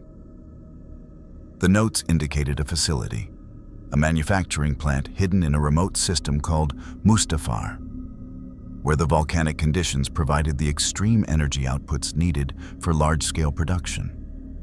And according to the timestamps, the facility had been operational for 2 weeks. Gods, John breathed, reading over Hal's shoulder. If this is real, if someone's already producing these things, then we've got a much bigger problem than Krennic, Hal finished. He looked at his fellow Lanterns, saw the exhaustion starting to show, felt the weight of their finite power growing heavier. Because somewhere out there, someone's building an army powered by corrupted Green Lantern energy, and we've got less than 30 hours to stop them before our rings go dark. Mustafar rose from hyperspace like a vision of hell made manifest. The planet's surface was a tortured landscape of lava rivers that carved glowing veins through obsidian rock. Volcanic eruptions that painted the ash-choked sky in shades of amber and crimson. And mining facilities that clung to cliffsides like metal parasites feeding on the world's agony. The heat was so intense that even through the shuttle's shields, the Lanterns could feel it. A physical pressure that made the air shimmer and sensors struggle to maintain accuracy. Lovely vacation spot, Kilowog grumbled, his ring already adjusting his personal force field to compensate for the extreme temperatures. Who builds a secret facility on a planet that's actively trying to kill everything on it? Someone who wants to hide in plain sight, John Stewart replied, his constructs forming tactical overlays of the planet's surface. Mustafar is a mining world. Imperial operations here are standard, extracting minerals for starship construction, refining metals. One more industrial facility blends right in. Tomar Ray's scans painted a different picture. Except this facility is drawing power at levels far exceeding mining operations. Energy consumption equivalent to a planetary shield generator. And I'm detecting the same frequency signatures we found on Scarif. Artificial ring energy resonance. The facility Krennic's files had identified sat in a valley between 2 active volcanoes, connected to the mining infrastructure by a single reinforced causeway. It was smaller than the Scarif installation, more compact and heavily fortified. Defensive turrets tracked their shuttle's approach. A squadron of TIE fighters maintained patrol patterns overhead. And in the center of the complex, a massive cylindrical structure pulsed with sickly green light that made Hal's stomach turn. They'd left Imperial escort behind 2 systems ago. Vader had initially insisted on accompanying them, but the Emperor himself had recalled the Dark Lord to Coruscant. Apparently, their defiance aboard Scarif had required immediate consultation. Tarkin remained with the fleet, coordinating responses to rebel attacks that had erupted across 3 sectors following the Felucia incident. The timing was suspicious, but it also meant the Lanterns operated alone, which could be a gift or a trap. Ring, analyze that central structure, Hal commanded as the shuttle descended toward a landing platform. "What are we looking at?" "Analyzing. Structure contains Kyber crystal matrix modified for energy amplification, artificial power cores, isotope signature consistent with verdant artifacts, organic life signs, multiple humanoid forms in various states of augmentation. Conclusion: mass production facility for verdant enhanced operatives." The shuttle touched down, and the landing ramp extended into superheated air that made even the Lantern's environmental shields work harder. They emerged into a scene of industrial horror, conveyor systems carrying components, assembly stations where droids worked with mechanical precision, and beyond the platform, rows of containment pods visible through reinforced transparasteel windows. In those pods were people, dozens of them, some still conscious, others already in various stages of augmentation. And all of them had the same sickly green glow emanating from their chests, where verdant artifacts had been implanted. "Dear God," Arisia whispered, her young face pale despite years of core service. "They're making an army." A figure emerged from the facility's main entrance. Not a stormtrooper or Imperial officer, but someone in worn combat fatigues, a scarred Zabrak male whose face bore the hard lines of a survivor. Behind him came others, a mix of species and armaments that spoke of mercenaries rather than military. "Green Lanterns," the Zabrak said, his voice carrying an accent Hal's ring identified as Outer Rim criminal dialect. "Wondered when you'd show up. Name's Zaro. I run security for this operation." He gestured at the facility with casual pride. "Impressive, isn't it? Empire's going to change the galaxy with this tech." "This isn't an Imperial operation," John said, his marine instincts reading the scene correctly. Krennic's files showed this place, but he wasn't running it. "Who's really in charge here?" Zaro's grin showed filed teeth. "Someone who recognized opportunity when it flew through a dimensional rift. Someone who understood that your power could be the key to ending the rebellion, or starting a new one, depending on who pays better." Boudica's crystalline form shifted, combat ready. "You're not Empire. You're criminal syndicate. Black Sun, Pikes?" "Independent contractor," Zaro corrected. "Krennic hired us to build this place quietly, promised credits and immunity. Then he got arrested, and we found ourselves with a functional weapons factory and no oversight." His grin widened. "So we decided to go into business for ourselves. Empire wants verdant soldiers? We'll sell them. Rebels want them? Credits spend the same. Hell, we'll sell them to the Hutts if the price is right." Hal felt rage building in his chest, emerald light bleeding from his ring. "Those are people in there. Sentient beings you're turning into living weapons that will burn out and die in hours." "They're volunteers," Zaro said with a shrug. "Well, mostly. Some are prisoners we liberated from Imperial detention. Some are rebels who wanted to strike a blow against tyranny. Some are just desperate folks who needed credits. We offered them power and purpose. Not our fault the power comes with an expiration date." Kilowog's massive fist clenched, and his ring flared hot enough to make the air around him distort. "You're a dead man, Poozer. You and everyone who helped you build this abomination." Zaro's hand moved to a detonator on his belt. "Wouldn't do that if I were you. This facility has fail-safes. You attack and I trigger a chain reaction that detonates every verdant core simultaneously. Blast radius takes out half the valley, maybe more. All those volunteers you're so worried about, they die screaming." It was a hostage situation, and Zaro knew he'd won, at least temporarily. The Lanterns couldn't risk the lives inside, couldn't let dozens of augmented beings detonate in a catastrophic explosion. They were trapped by their own oath to protect life. "What do you want?" Hal asked, forcing his rage down into cold tactical thinking. "Simple. You leave. Go back to your Empire friends, Tell them you found the facility already destroyed, and we all walk away. I've got buyers lined up for the verdant cores we've already produced. In 72 hours, this place will be empty, and we'll be rich enough to retire to somewhere the Empire's reach doesn't extend." "And the people you've augmented?" Tomari asked, his analytical mind working through scenarios. "What happens to them?" Zaro spread his hands. "They knew the risks. Most of them have missions already, targets assigned by whoever bought their services. They'll strike, burn bright, and fade out. That's war, Lantern. People die, so causes live." John's tactical analysis overlay showed guard positions, defensive systems, structural weaknesses. He shared it silently with the other Lanterns through ring-to-ring communication. They could take this facility, overwhelm the mercenaries, disable the failsafes, free the prisoners. But there were variables. The detonator in Zaro's hand. The unstable verdant cores that could chain react if damaged. The augmented beings who might defend their captors, convinced they were heroes about to strike against tyranny. "You've got 10 seconds to decide," Zaro said, his thumb hovering over the detonator trigger.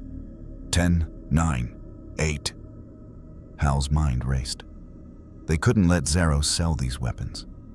Couldn't let dozens of augmented beings be sent to die in attacks across the galaxy. But a direct assault risked the very lives they were trying to save. 7, 6, 5. Unless they could disable the fail-safes first, separate the verdant cores from their detonation network, create constructs fast enough to contain any explosions before they could chain react. 4, 3, 2. "We need a plan," Arisia transmitted through the ring network. "If we move together. Perfect synchronization. 1. "Wait," Hal said aloud, raising his hand. "You win. We'll leave. But I want proof those people in there volunteered. I want to talk to them, verify they understand what they signed up for." Zaro's thumb moved away from the trigger, suspicion clear on his scarred face. "Why? So you can try to talk them out of it? Turn them against us?" "Because," Hal said, injecting as much sincerity as he could muster. "If they really are volunteers, if they really understand and accept the consequences, then you're right. We have no authority here. We can't stop sentient beings from making their own choices, even terrible ones." It was a lie. The Green Lantern Corps absolutely had authority to stop this kind of atrocity. But Zaro was a criminal, not a philosopher. He'd believe what he wanted to believe, that he'd found a legal loophole, that the Lantern's code would protect him. Zaro considered, then nodded. "Fine, 5 minutes. Talk to whoever you want. But my guards stay close, and this trigger stays in my hand." They entered the facility, and the horror became immediate and visceral. The containment pods were arranged in rows, like battery cells, each one holding a being in various stages of verdant augmentation. Some were unconscious, their chests already glowing with artificial ring energy. Others were awake, eyes wide with fear or zealotry or the madness that came from power burning through neural pathways faster than minds could adapt. Hal approached a pod containing a young human woman, her face gaunt but determined. "Can you hear me?" Her eyes focused on him, and for a moment clarity broke through the haze. "Green Lantern, the real thing. They said we'd have your power, that we'd be heroes." "Do you understand what happens when the Verdant Core activates?" Hal asked gently. "Do you know how long you'll live?" "Hours," she said, her voice steady despite the fear in her eyes. "Maybe a day if I'm lucky. But in those hours, I can do what the rebellion couldn't. Strike at Imperial targets that cost thousands of lives. Weapons facilities, command centers. I can save more lives than I cost. That's worth it, isn't it?" Hal wanted to scream that no, it wasn't worth it, that there were always other options, that throwing away lives, even voluntarily, was never the answer. But he saw the conviction in her eyes, the desperate need to believe her death would matter. She'd been radicalized, convinced by someone that suicide attacks were heroic rather than tragic. "What's your name?" he asked. "Mira. Mira Lorne. My family died on Alderaan." She saw Hal's confusion. "You're not from here. Alderaan was a peaceful planet. The Empire destroyed it, all 2 billion people. My parents, my brothers, everyone I loved, vaporized because the Emperor wanted to make an example." Hal's ring quickly pulled data from Imperial records they'd accessed aboard the Star Destroyer. Alderaan, a planet recently destroyed by something called the Death Star, a superweapon that could obliterate entire worlds. The casualty count was exactly as Mira stated. 2 billion lives ended in seconds. Suddenly, the rebellion's desperation made horrifying sense. When your enemy could destroy planets, when conventional warfare was futile, when billions had died and billions more were threatened, what wouldn't you do to strike back? "I'm sorry," Hal said, and meant it. What happened to Alderaan was genocide. But this, he gestured at the verdant core glowing in her chest. "This isn't justice. It's just more death, more tragedy piled on tragedy." "Maybe," Mira said, softly. "But it's the only weapon I have." Hal moved through the facility, talking to more of the augmented beings. Their stories varied. Some were true volunteers like Mira, driven by loss and rage. Others were Imperial deserters who'd seen atrocities and couldn't live with the guilt. A few were criminals Zaro had recruited with promises of power and riches. And some were clearly coerced, their eyes carrying the dull acceptance of people who'd been given no real choice. "Power reserve, 78%, his ring reminded him. "Estimated operational time, 24 standard hours." 24 hours, one day before their rings died. And they were standing in a facility filled with dozens of living weapons, guarded by mercenaries with a detonator that could kill everyone present. John Stewart appeared at his side, having completed his own circuit of the facility. "3/4 are genuine volunteers. The rest are coerced or manipulated. The facility's fail-safes are real. 27 detonation points throughout the complex, all linked to Zaro's trigger. We'd need to disable them simultaneously." "Can we?" Hal asked. 6 lanterns, 27 points, all requiring physical intervention because the systems are hardwired. John's tactical mind was already running scenarios. "We'd need perfect coordination, 1.3 seconds to reach and disable all fail-safes before Zaro could trigger." "It's possible. Barely." Boudica's crystalline form shimmered as she joined them. "There's another problem. The central structure, the amplification matrix, it's unstable. Krennic's notes said Phase 2 was still experimental. If we attack and damage it, the feedback could cause a detonation far worse than Zaro's fail-safes. We're talking kiloton range explosion." Kilowog rumbled up behind them, his massive presence somehow comforting despite the dire situation. "So we can't attack, can't let them go, and can't negotiate. Outstanding. Any other good news?" Tomar Ray's voice carried across their private ring network. "Actually, yes. I've been analyzing the verdant core's energy signatures. They're not identical to our ring energy. They're attempting to resonate with it. Like tuning forks trying to match pitch. If we could introduce true ring energy at the correct frequency, we might be able to disrupt the artificial resonance. Destabilize the cores without detonation." "How?" Arisia asked, her analytical mind already working through the physics. "By creating a counter frequency. Our rings emit willpower at pure harmonic levels. The verdant cores are distorted imitations. If we could synchronize our rings and project a resonance wave throughout the facility, the artificial cores would attempt to match our frequency. But they can't.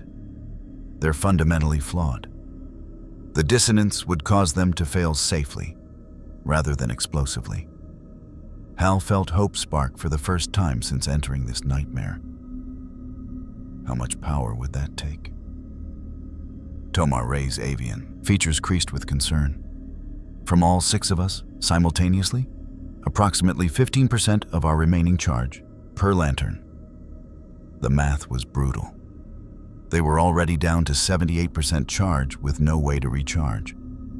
Spending another 15% would leave them at 63%, with maybe 18 hours of operational time remaining. But if it saved the lives in this facility, if it stopped Zaro from selling verdant weapons across the galaxy, do it, Hal decided. We synchronize, we disable every verdant core simultaneously, and we shut this place down. Zaro will still have his detonator, John warned. The failsafes are separate from the cores. Then we handle both, Hal said, his strategic mind falling into the calm focus that came with commitment. Stewart, you and I take Zaro when we make our move. Kilowog, Boudica, you handle his guards. Tamari, Arisia, you initiate the resonance wave. We move fast, we move together, and we don't give them time to react. They returned to the platform where Zaro waited, his mercenaries arrayed around him with weapons ready. The Zabrak's grin was triumphant. He thought he'd won, thought the lanterns would leave rather than risk the lives inside. 5 minutes up, Zaro said. You've seen their volunteers, so unless you want to start a war over people's right to choose their own deaths, I suggest you get back on your shuttle and Hal's ring blazed. 6 emerald lights synchronized into a single pulse of pure willpower that swept through the facility like a wave of force-given form. The resonance was perfect. A harmonic frequency that sang with the power of guardians who'd protected the universe for eons, meeting the corrupted imitations that had tried to steal their legacy. Every verdant core in the facility screamed, not with sound, but with energy that resonated in frequencies only the lanterns could perceive. The artificial constructs attempted to match the true ring energy, to synchronize with that perfect harmonic. But they couldn't. They were flawed, unstable, fundamentally wrong. And so they failed. Not explosively, but like flames suddenly deprived of oxygen, guttering, flickering, and dying. Throughout the facility, the sickly green glow faded from containment pods. Augmented beings gasped as foreign technology ceased its burning invasion of their nervous systems. And the massive central structure's pulse dimmed and its power bleeding away as the resonance wave destabilized every connection. Zaro's eyes went wide with realization and fury. His thumb slammed down on the detonator. Nothing happened. Because John Stewart's construct, a geometric lattice of perfect angles and calculated force, had encased the detonator in a field that absorbed the electrical signal before it could reach the failsafes. Simultaneously, Hal's constructs had formed chains that wrapped around Zaro's arms and legs, immobilizing him before he could react. Kilowog's battering ram constructs slammed into the mercenary guards, sending them flying before they could fire a shot. Boudica's crystalline blades disarmed others with surgical precision. Within 3 seconds, the entire security force was neutralized.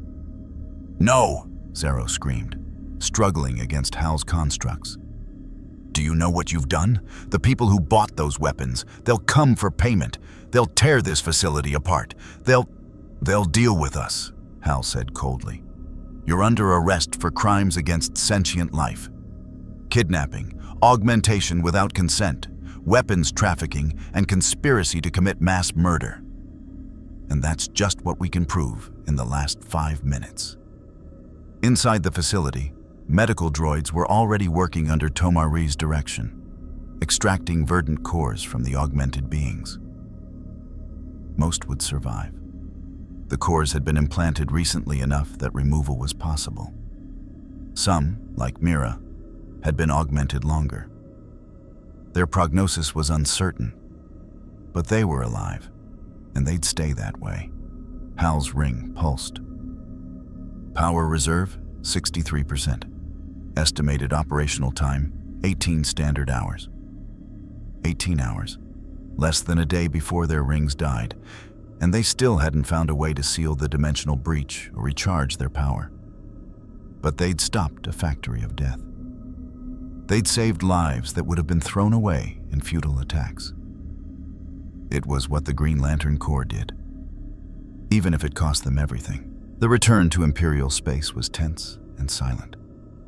The shuttle carrying the lanterns, their prisoners, and the surviving victims of verdant augmentation moved through hyperspace like a casket carrying the dead.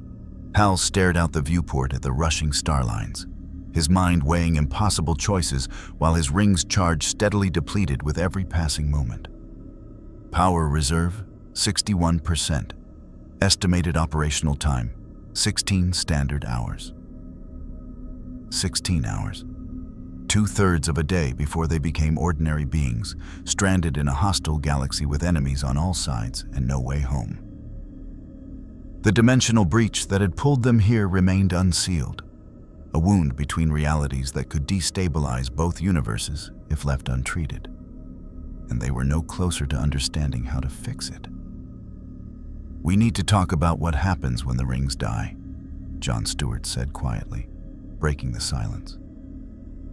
The Marine was always pragmatic, always facing hard truths directly. "We've made enemies of both the Empire and the Rebellion. When we lose our power, we're vulnerable." "We're always vulnerable," Boudica countered, her crystalline form reflecting the hyperspace glow in fractured patterns. "Power doesn't make us lanterns. The oath does. The commitment to protect life, even when it costs us everything." Kilowog's massive hand clenched into a fist.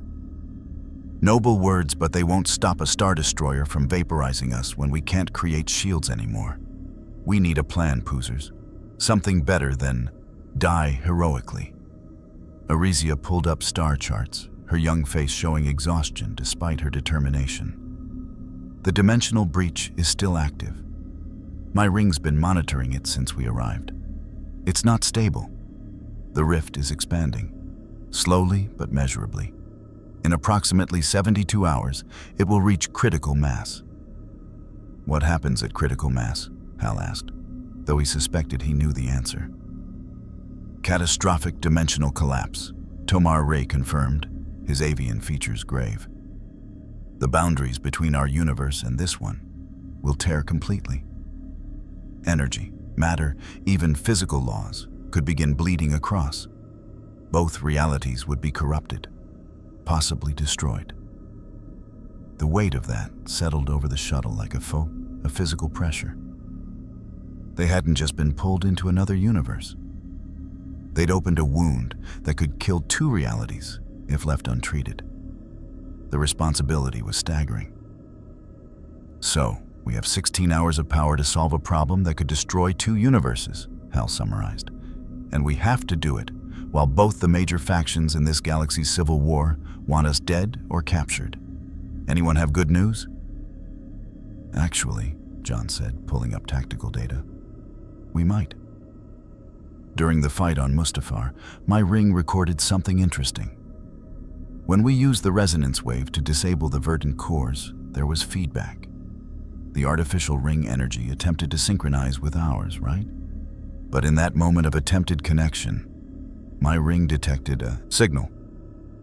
He projected a holographic waveform, a pattern of energy that pulsed with mathematical precision. It's faint, but it's there. A harmonic signature that matches the central power battery on Oa. Not from our universe, obviously, but an echo.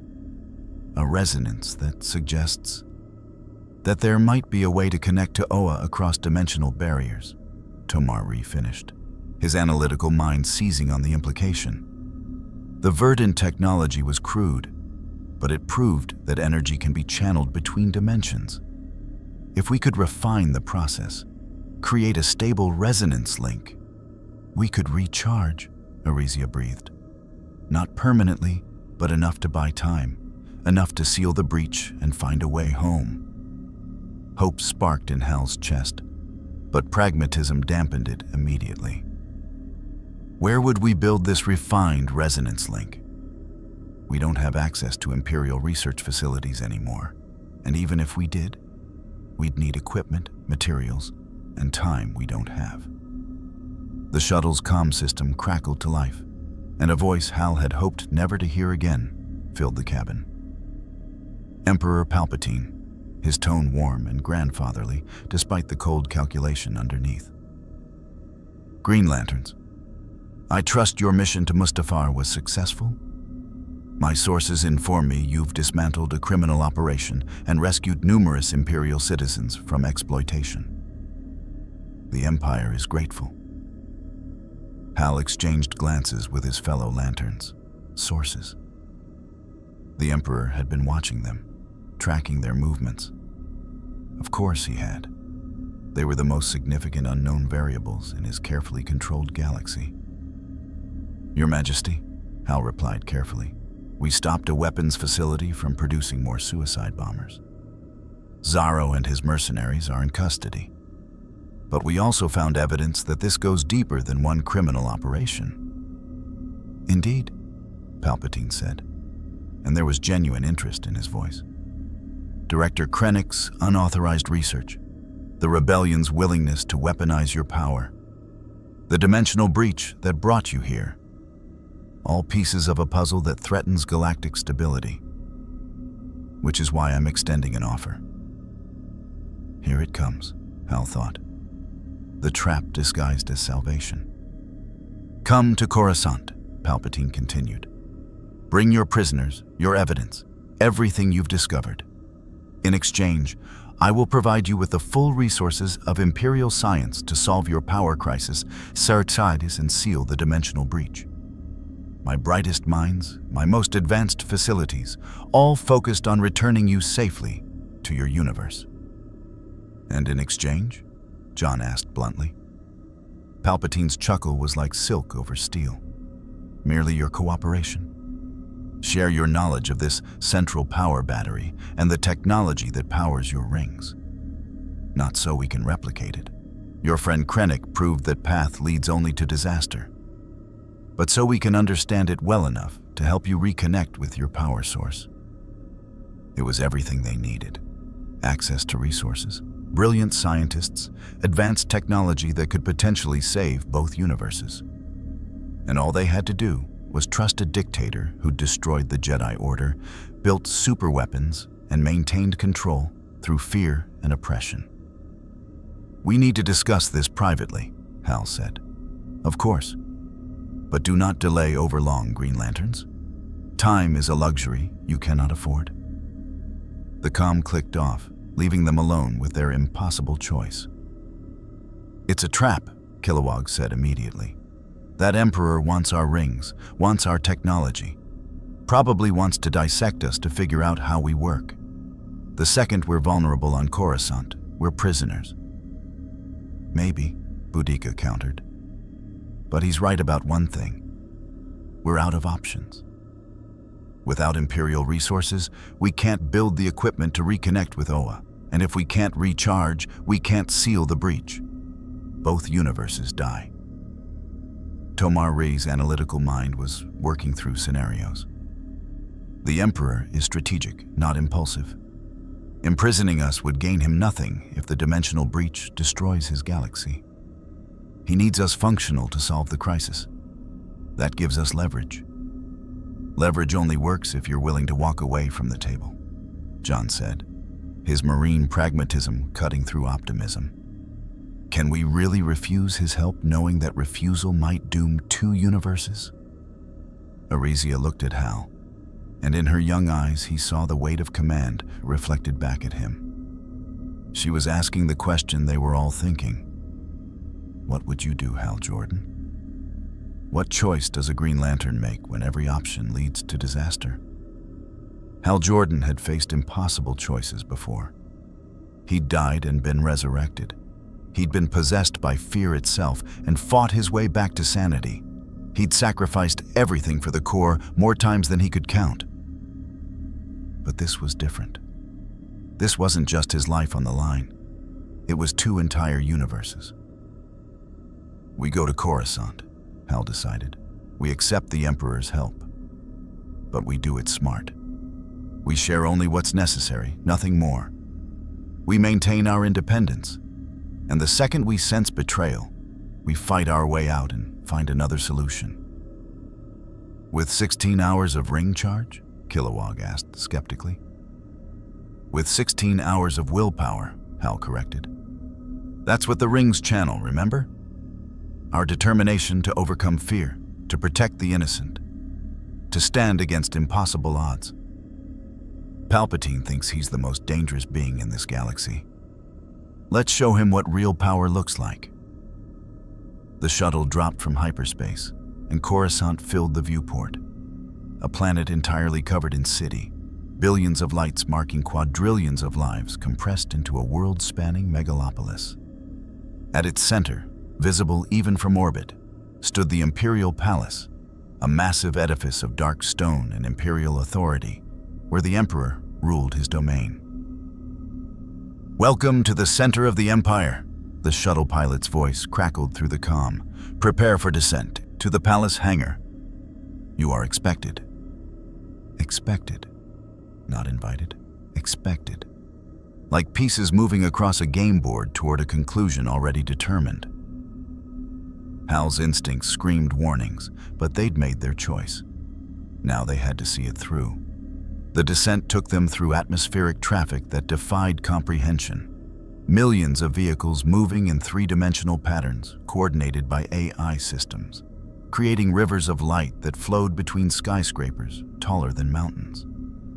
The scale was staggering. The wealth and power on display, humbling.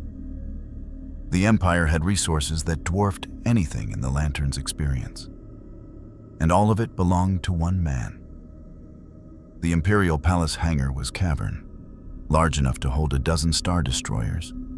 They landed on a platform that immediately sealed behind them. Escape prevention disguised as security protocol. An honor guard of stormtroopers stood at attention, their white armor pristine, their weapons carried with parade ground precision. And beyond them, waiting with hands folded serenely, stood Emperor Palpatine himself. In person, he was smaller than Hal expected. An old man in dark robes, his face deeply lined, his movements careful with age. But his eyes, those ancient, calculating eyes, carried a weight that pressed against the lanterns like physical force. This was power. Not the crude power of weapons or armies, but something fundamental, something that operated on levels Hal's ring could detect but not quite categorize. "Green lanterns," Palpatine said. His voice warm despite the chill Hal felt down his spine. "Welcome to Coruscant. I trust your journey was uneventful?" "As uneventful as travel through a galaxy at war can be," Hal replied, the 6 lanterns forming a loose formation as they descended the ramp. Their rings glowed softly, not threateningly, but ready, always ready. Palpatine's smile was grandfatherly. War. Such an ugly word for necessary correction. The rebellion threatens the peace I have built, and peace requires difficult choices. But you understand difficult choices, don't you, Hal Jordan? The Green Lantern Corps has made many over its long existence. The use of his name was deliberate. A power play that said, "I know you. I've studied you. You have no secrets from me." "We've made choices," Hal acknowledged. "Some good, some we regret. But we've always tried to protect the innocent, to stand between tyranny and those who can't defend themselves." Tyranny. Palpatine tasted the word like fine wine, the last refuge of those who fear order. "Tell me, when your guardians of the universe police thousands of sectors, dictating law to billions of worlds, How is that different from my empire? We both maintain order through superior force. We both make decisions for civilizations that cannot govern themselves. The Guardians don't destroy planets that disagree with them, Boudica said, her crystalline voice sharp. They don't execute children. They don't build superweapons to terrorize the galaxy into submission. Palpatine's expression didn't change, but something shifted in his eyes, a flicker of annoyance quickly masked. The Death Star was a necessary measure. Alderaan harbored rebel leadership and refused repeated opportunities to demonstrate loyalty. The destruction was regrettable, but instructive. Fear maintains order when reason fails. 2 billion lives, Arisia said quietly. 2 billion people who had families, dreams, futures. You call that necessary? I call it mathematics, Palpatine replied, his voice hardening slightly. 2 billion lives to prevent trillions from being lost to civil war and chaos. The needs of the many outweigh the needs of the few. Surely the Green Lantern Corps, which has existed for eons, understands this principle? It was a trap. Philosophical quicksand meant to drag them into justifying atrocity through utilitarian calculus. Hal had seen this kind of argument before, from dictators across 100 worlds. They always believed their tyranny was necessary. They always had reasons. We're not here to debate philosophy, Hal said, cutting through the verbal maneuvering. You offered us help. We need equipment to create a resonance link with our central power battery. Can you provide it or not? Palpatine's smile returned, and Hal realized he'd just been tested. The Emperor had been probing for weaknesses, measuring their resolve, and Hal's refusal to engage had apparently satisfied some criteria. Direct, practical, excellent qualities. Palpatine gestured, and a portion of the hangar floor lowered, revealing a turbolift that descended into the palace depths. Follow me. I have prepared a laboratory with everything you require. My scientists await your specifications. They followed, because they had no choice. The turbolift carried them down through levels of Imperial power, throne rooms, war chambers, strategic planning centers where the fate of the galaxy was decided. And finally, deep beneath the palace, they emerged into a laboratory that took Hal's breath away. It was enormous. A cathedral of science where hundreds of technicians worked at stations filled with equipment that combined technology and something else. Crystals that pulsed with inner light. Containment fields that bent space itself. And at the center, a familiar sight that made Hal's heart skip. A resonance chamber similar to the ones Krennic had built, but vastly more sophisticated.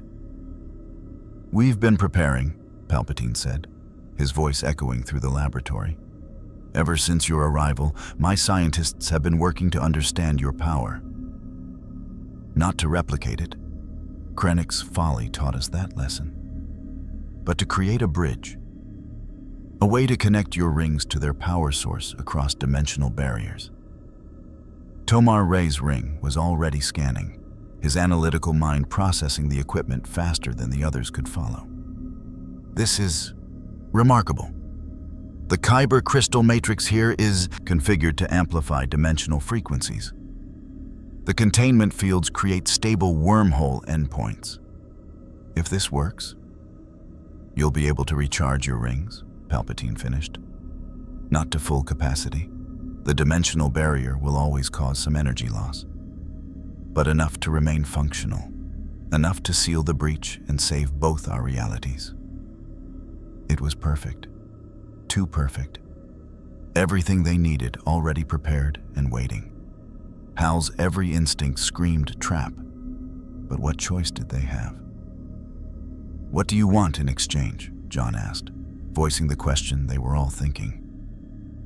Palpatine's smile was serene. I want you to understand that not all order is tyranny. Not all strength is cruelty. The Empire provides peace to trillions. Yes, that peace requires force. Yes, it demands sacrifice. But the alternative is chaos, anarchy, and death on scales that dwarf anything I have ordered. He moved closer to the lanterns, his ancient eyes meeting each of theirs in turn. Help us end the rebellion, not as Imperial weapons, but as peacekeepers. Show the galaxy that there are beings of power who choose order over chaos. And in exchange, I will give you what you need. Recharge capability, safe passage, and a way home once the crisis is resolved. Join the Empire, Hal summarized. Become your enforcers. Help you crush the rebellion. Help me save the galaxy, Palpatine corrected. The rebellion cannot win. They lack resources, coordination, strategic depth. All they can do is prolong suffering, cost lives, and delay the inevitable. With your help, the war could end quickly, cleanly, with minimal additional casualties. It was tempting. God help him. It was tempting. End a galactic civil war, save trillions from continued conflict, and gain the resources to seal the dimensional breach and go home. All they had to do was choose order over freedom, peace over liberty. All they had to do was betray everything the Green Lantern Corps stood for. Hal looked at his fellow lanterns and saw his own struggle reflected in their faces. They were exhausted, running on fumes, facing an impossible situation with no good options. Palpatine had engineered this perfectly, cornered them where their oath to protect life conflicted with their oath to stand against tyranny. We need time, Hal said finally. Time to verify your equipment works. Time to understand what we're committing to. Time is something you lack, Palpatine reminded him gently. But I am not unreasonable. Test the equipment, verify it functions. And while you do, consider carefully.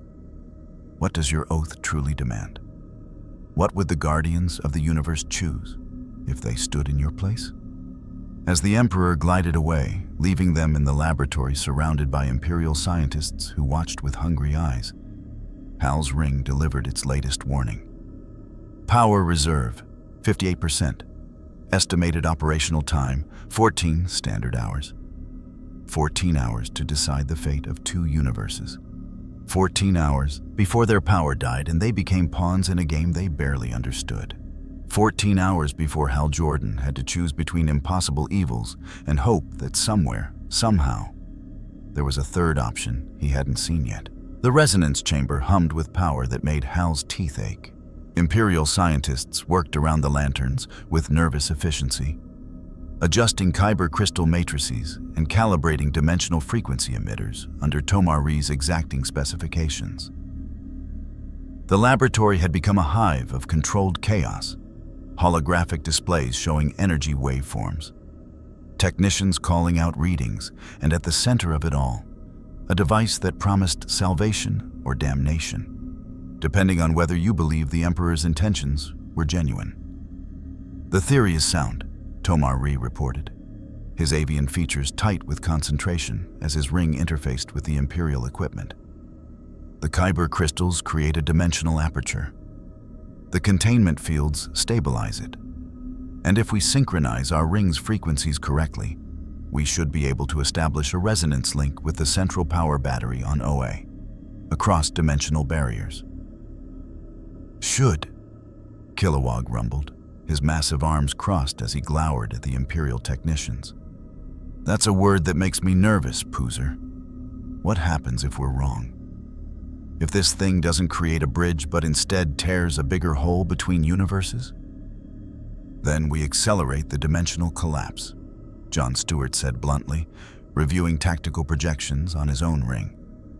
Instead of 72 hours until catastrophic failure, we get maybe 6. Everyone in both universes dies. The weight of that settled over them like a burial shroud. They were gambling 2 realities on Imperial technology built by scientists who, just weeks ago, had been creating living weapons that burned out their hosts in hours.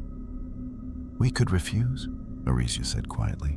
though her tone suggested she knew it was a false hope. Find another way. The rebellion must have resources. Scientists who... The rebellion is scattered and desperate, Boudica interrupted, her crystalline form reflecting the laboratory lights in fractured patterns. They're fighting a losing war against overwhelming odds. Even if they wanted to help, they lack the infrastructure for something this complex. Hal watched an Imperial technician make microscopic adjustments to a crystal array, the man's hands steady despite the sweat beading on his forehead. Behind the technician, 2 stormtroopers stood at attention. Guards or observers, it was impossible to tell. Every move the lanterns made was watched, recorded, analyzed. They were in a gilded cage, and the Emperor held the only key. "Ring," Hal commanded quietly. "Analysis. If we use this equipment to recharge, what data would the Empire gain about our ring's connection to Oa?" Analyzing. Recharge process would reveal central power battery dimensional coordinates, ring-to-battery resonance frequencies, emotional spectrum energy signatures, and Guardian encryption protocols. Information could potentially be used to locate Oa across dimensional barriers or intercept future recharge attempts. So that was the real price. Not just their cooperation in ending the rebellion, but complete intelligence on the Green Lantern Corps' power source. With that information, Palpatine could theoretically find ways to disrupt ring functions, interfere with recharges, or even attempt dimensional incursions into their home universe. The Guardians would be furious. The course would be compromised. And it would be Hal Jordan's fault for making a desperate deal with a tyrant. "We're ready for initial test," one of the lead scientists announced, a nervous Bith whose large eyes blinked rapidly. "Lantern Tamar-Re, if you would provide the resonance frequency baseline." Tamar-Re moved to the chamber's center, his ring glowing softly. "Initiating frequency broadcast. Stand clear. If this works, the energy discharge will be significant." The chamber activated. Kyber crystals flared with inner light that cycled through colors Hal couldn't name. The air itself seemed to vibrate, reality growing thin as dimensional barriers strained under the equipment's power. And then, a spark. Emerald light that appeared in the chamber's heart like a star being born. It flickered, unstable, but unmistakably the same frequency as their rings. The connection was there, faint, distorted by dimensional interference, but real. "It works," one of the scientists breathed, awe clear in his voice. "Actual connection to an extra-dimensional power source. This is revolutionary. Increase power to the containment fields," the Bith scientist ordered. "Stabilize the aperture. If we can maintain this for 60 seconds... The connection exploded. Not violently, but the feedback was immediate and overwhelming. Tamar-Re staggered, his ring flaring wildly as energy backlashed through the link. The Kyber crystals cracked, hairline fractures spreading through carefully grown matrices. Alarms shrieked. Imperial technicians scrambled to shut down systems before catastrophic failure. Hal's constructs were already forming, shields that protected the scientists from flying crystal fragments, barriers that contained the energy discharge. Within seconds, the laboratory was secured, but the damage was done. Smoke rose from burned-out equipment. The resonance chamber was a blackened shell, and Tamar-Re knelt on the floor, his ring dimmed, breathing hard. "What happened?" Hal demanded, moving to his fellow lantern's side. "The connection was real," Tamar-Re gasped. "I felt it. Oa was there, across the dimensional barrier. But the energy flow was wrong. Too much, too fast. Like trying to drink from a fire hose.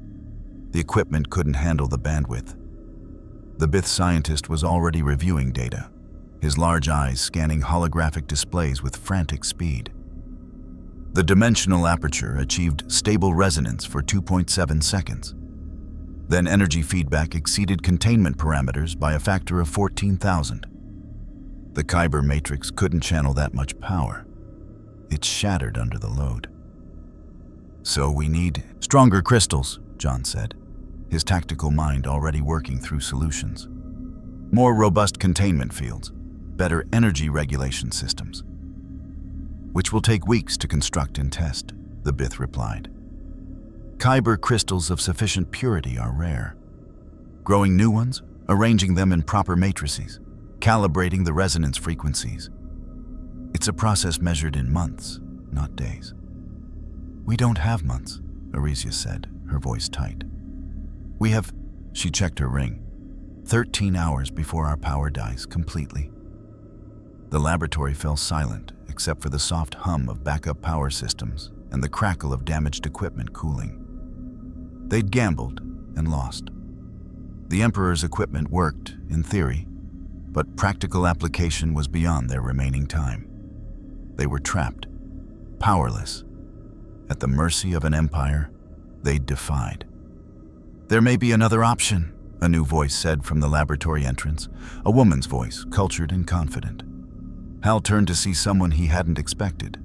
A Mon Calamari female in white robes, her salmon-colored skin bearing the distinctive markings of her species. Behind her walked two more figures, a human male with the weathered face of a veteran spacer, and a protocol droid whose golden plating reflected the laboratory lights. Senator Mon Mothma, the Bith scientist said, surprise clear in his tone. What are you doing in a restricted Imperial facility? Exercising my rights as a member of the Imperial Senate to inspect military research projects. Mon Mothma replied smoothly, though her large eyes held steel beneath diplomatic courtesy. I was informed that extra-dimensional visitors were present on Coruscant. I thought it appropriate to offer an alternative perspective. Stormtroopers moved to intercept her, but she held up a datapad showing authorization codes that made them hesitate. Imperial bureaucracy grinding against itself. The Senate still technically had authority, even if that authority was increasingly meaningless under Palpatine's rule. Your rebel leadership, John said, his ring already identifying her from intelligence they'd gathered. The Alliance's political face. I prefer concerned citizen, Mon Mothma said with a slight smile. But yes, I speak for those who believe the Empire's methods are excessive. We've been monitoring your situation with great interest, Green Lanterns. The Emperor offers you resources and power. We offer you something different. Truth. Truth? Hal asked warily. Mon Mothma gestured, and the protocol droid projected a hologram, footage from what appeared to be an Imperial facility. In it, Hal watched himself and his fellow Lanterns at Scarif confronting Krennic. The conversation played out, including the moment Vader had attempted to execute the director. You stopped an execution, Mon Mothma said. Insisted on justice, rather than Imperial expediency. That action resonated across the galaxy. Green Lanterns? You showed that even beings of tremendous power could choose mercy over vengeance. Do you know what the Empire did in response? The hologram shifted. Now it showed Krennic in an Imperial courtroom. But the trial lasted barely 5 minutes. Guilty verdict, immediate execution, no appeals, no due process, just brutal efficiency. The Emperor gave you what you wanted, Mon Mothma continued. A trial, but it was theater. The outcome was predetermined. Krennic died anyway, and the Empire gained propaganda showing that it respects justice. You were used, Green Lanterns, used to legitimize tyranny. Hal felt something twist in his gut. They'd thought they'd won something aboard that Star Destroyer, thought they'd forced Vader to respect due process. But it had all been manipulation, giving them the illusion of victory while the Emperor achieved his true goal. Why are you telling us this? Boudica asked, suspicion clear in her crystalline voice. Because you need to understand who you're dealing with, Mon Mothma said. Emperor Palpatine is not offering you salvation. He's offering you chains. Once you accept his help, once you recharge your rings using his equipment, you become dependent on him. You become tools of Imperial policy whether you intend to or not. And what's your alternative? Kilowog demanded. You going to build us a resonance chamber in some rebel hidey hole? You got kyber crystals and dimensional physicists we don't know about? No, Mon Mothma admitted. We lack the Empire's resources, but we have something else. Information about the Force that the Emperor doesn't want you to know. She gestured again, and the hologram shifted to show an ancient text, written in a language Hal's ring identified as Old Galactic Basic.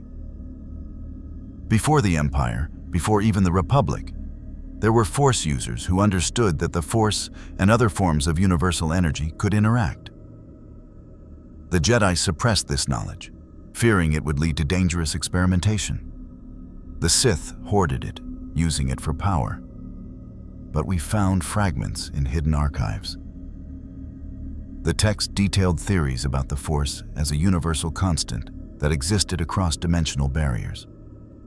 Not the same in every universe, but present in different forms, different expressions of the same fundamental energy. And if the Force could connect across dimensions, then theoretically, so could other forms of power. Your rings channel willpower, Mon Mothma said. The Force channels life itself. They're different expressions of similar principles. What if, instead of trying to connect to your central power battery across impossible distances, you learn to channel the Force through your rings? Adapt your power source to function in this universe? It was radical, revolutionary, and potentially catastrophic. The rings are designed to channel willpower specifically, Tomar said, his analytical mind seizing on the technical challenges. The emotional spectrum is calibrated to resonate with specific frequencies.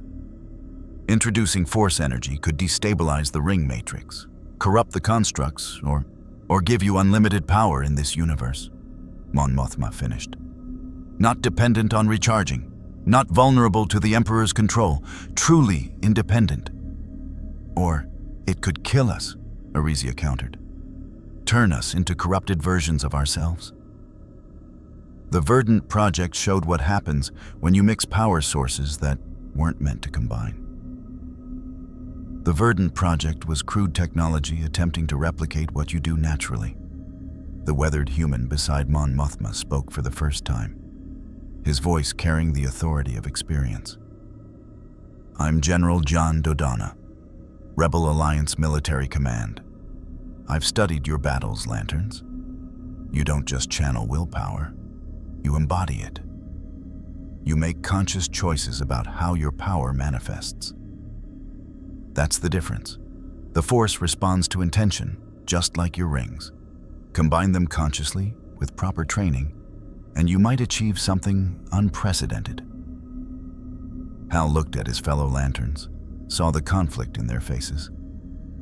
Trust the Empire's technology, become dependent on Palpatine's goodwill, and potentially compromise the entire Green Lantern Corps. Or trust the Rebellion's theory, risk corruption or death, but maintain independence. How would this even work? John asked. We're not Force sensitive. Our rings detect it as an unknown energy field, but we can't manipulate it. Not yet, Dodonna said. But there are those who can teach you. Survivors of Order 66, Jedi who escaped the Empire's purge. They're scattered, hidden, afraid, but for a chance to strike against Palpatine, to help beings who represent hope from another universe, they might emerge from hiding. It was madness. Learning to use the Force in 13 hours, integrating it with ring energy without killing themselves, all while both the Empire and time itself worked against them. But the alternative was slavery to Palpatine's will. Hal Jordan had made impossible choices before, had bet everything on desperate gambles that should have failed but somehow didn't. Because willpower could accomplish what reason said was impossible. "If we do this," Hal said slowly, "if we work with the rebellion, the Empire will hunt us. Everything they've offered, the resources, the cooperation, the path home, it all vanishes. We become enemies of the most powerful military force in this galaxy." "You were already enemies," Mon Mothma said gently. "You simply hadn't realized it yet. The Emperor doesn't offer partnership. He offers subjugation dressed in pleasant words. The moment you became dependent on his technology, you would have discovered that truth." Hal's ring pulsed. "Power reserve, 56%. Estimated operational time, 12 standard hours." 12 hours, half a day. The countdown continued its relentless march. "We need to vote," Hal said, looking at each lantern in turn. "This is too big for one person to decide. Each of ye swore an oath to protect life and fight evil. Now we have to decide what that means in a galaxy not our own."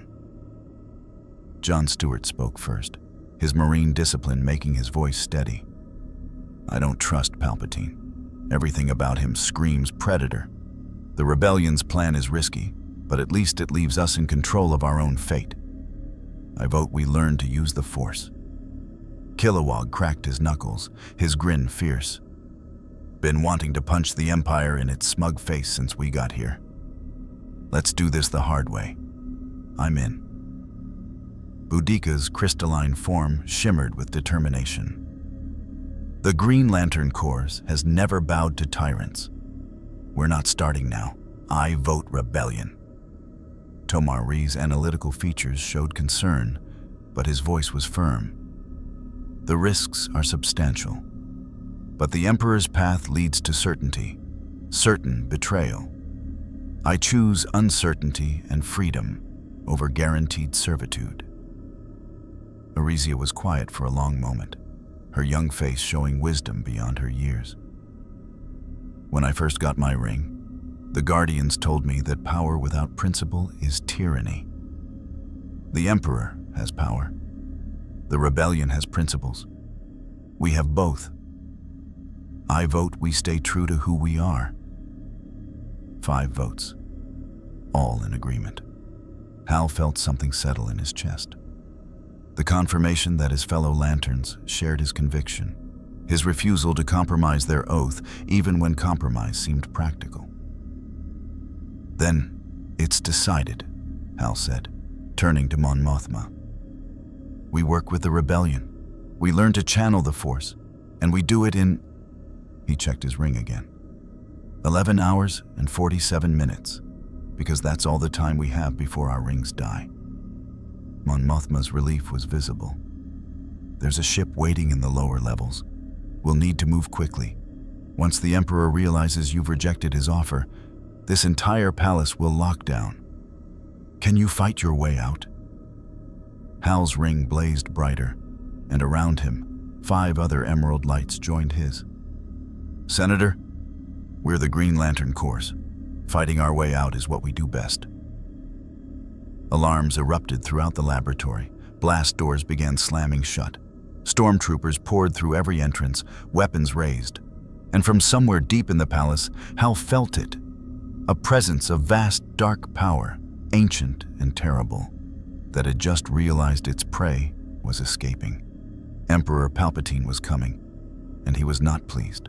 The escape from the Imperial Palace was chaos given form. Hal's constructs, massive battering rams glowing with emerald fire, smashed through blast doors as if they were paper. John Stewart created geometric barriers that deflected blaster fire, each shot absorbed and dispersed through mathematical precision. Kilowog simply charged through walls, his massive construct-enhanced fists reducing Durasteel to rubble. "Left corridor!" Mon Mothma shouted over the alarms, the senator moving with surprising agility for a politician. General Dodonna followed close behind, his blaster dropping stormtroopers with veteran accuracy. The protocol droid had been left behind.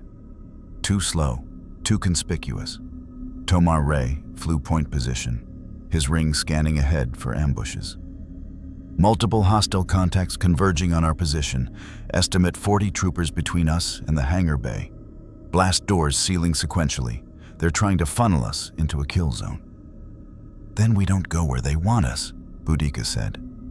Her crystalline form shifting as she created blade constructs that carved through the floor.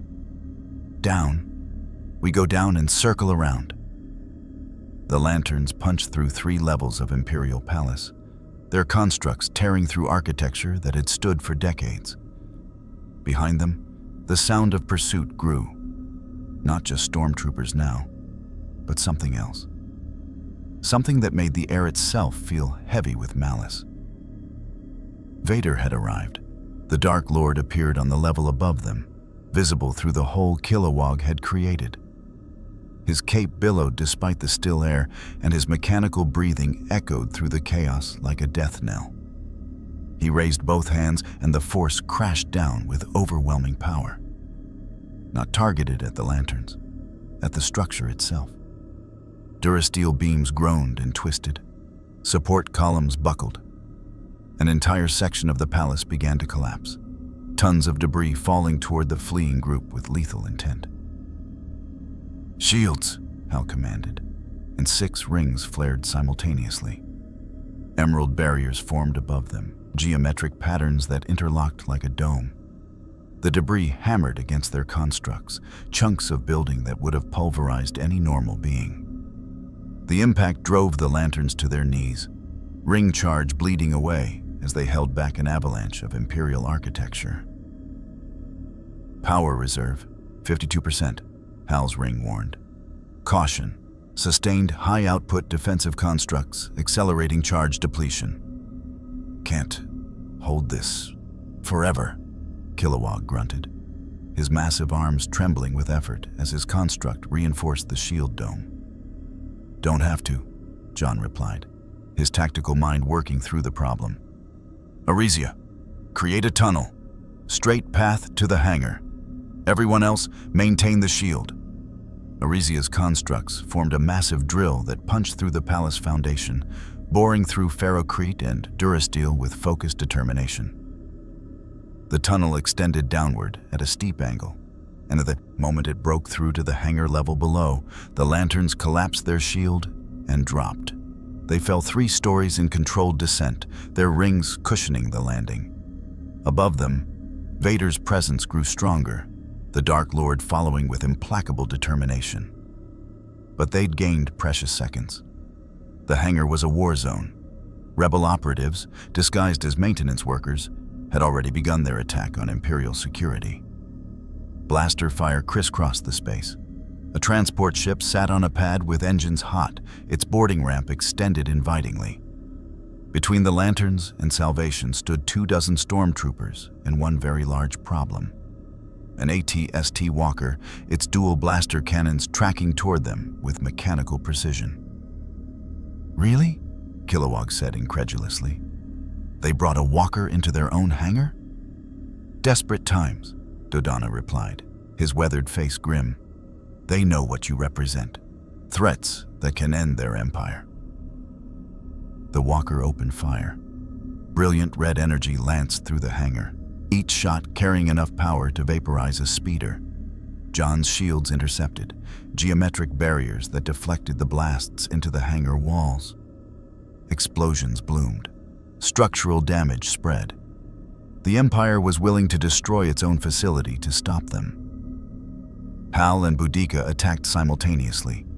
His constructs formed cables that wrapped around the Walker's legs, the classic Star Wars strategy of tripping the bipedal death machines. Boudica's crystalline blades sliced through armor plating, targeting power conduits and structural joints. The Walker toppled with a screech of tortured metal, its cockpit smashing into the hangar floor. "Move!" Mon Mothma commanded, already sprinting toward the transport. The rebels provided covering fire, their blasters keeping stormtroopers pinned. The lanterns flew, emerald contrails marking their passage as they crossed the hangar in seconds. Hal was the last aboard, his ring creating a rear guard barrier as the boarding ramp began to close. That's when Vader arrived. The Dark Lord didn't walk into the hangar. He fell from above, dropping through the hole Arisia's drill had created. He landed in a crouch that cracked the ferrocrete, his presence a void in the force that made even the lantern's rings flicker with interference. "You have made a grave mistake," Vader intoned, his mechanical voice carrying across the chaos. "The Emperor offered you salvation. You chose treason." "We chose freedom," Hal shot back, his ring blazing between them. "Something you clearly don't remember." For a moment, just a heartbeat. Something flickered in Vader's posture, a hesitation, a memory of something lost. Then it was gone, buried under layers of rage and duty. "Freedom is an illusion," Vader said. "There is only power, and those strong enough to wield it." He raised both hands, and the force tore through the hangar like a hurricane. Ships lifted from their pads and hurled through the air like toys. Support beams twisted into spirals, and the transport's engines, already straining to achieve liftoff, began to fail as invisible pressure crushed delicate components. "Go," Hal commanded his fellow lanterns. "I'll hold him." "Are you insane?" John started to protest, but Hal's constructs were already forming, a massive wall of emerald light that stood between Vader and the transport. "Get Mon Mothma to safety. Find these Jedi she mentioned. I'll catch up." Hal poured power into his constructs, creating barriers within barriers, layers of protection that would buy the others time to escape. The transport engines roared. It lifted, shaking under the strain of Vader's assault and the damage it had already sustained. But it lifted, gaining altitude, punching through the hangar's atmospheric shield into Coruscant's perpetual twilight. Hal released his constructs and flew, straight up, through the same atmospheric shield, his ring burning precious charge to achieve escape velocity. Behind him, Vader's rage was palpable, the Dark Lord's power reaching for him like grasping fingers of darkness. The transport's side hatch was open, John Stewart leaning out with a construct tether extended. "Grab on!" Hal seized the construct cable just as the transport engaged its hyperdrive. Stars elongated into lines, reality twisted. And Coruscant, the Empire's heart, Palpatine's throne world, vanished behind them. They'd done it. They'd defied the Emperor and escaped. But the cost? "Power reserve, 47%, Hal's ring announced. Estimated operational time, 9 standard hours. 9 hours, less than a day. And they'd just made enemies of the most powerful force in the galaxy, while betting everything on a theory that might kill them. Inside the transport, the atmosphere was tense. Rebel operatives secured weapons and attended to injuries. Their assault on Imperial security had cost them 3 people. Mon Mothma stood at a viewport, her large eyes reflecting starlight and worry. Dodonna was already coordinating with other rebel cells through encrypted channels. And the lanterns. The lanterns were running on fumes in desperation. "Where are we going?" Hal asked, accepting a canteen of water from Arisia. His throat was raw from exertion and recycled air. "Dantooine," Mon Mothma replied. "An abandoned rebel base. We cleared out months ago when the Empire discovered its location. But before we left, we hid something there. Someone, actually."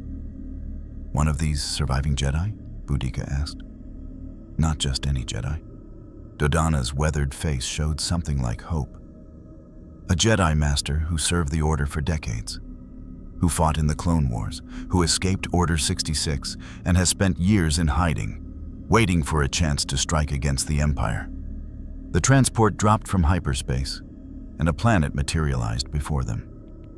Dantooine, a pastoral world of grasslands and gentle hills, largely uninhabited and unremarkable, perfect for hiding. They descended through atmosphere and landed near ruins. What had been a rebel base, now just scattered buildings and abandoned equipment slowly being reclaimed by nature. The landing ramp extended, and Mon Mothma led them out into sunset light that painted the grasslands in shades of gold and amber. "Master Luminara," Mon Mothma called out. "We've brought them. The ones you sensed through the Force." For a moment, nothing. Then a figure emerged from the ruins. A Mirialan female, her green skin marked with traditional tattoos, her robes worn but dignified.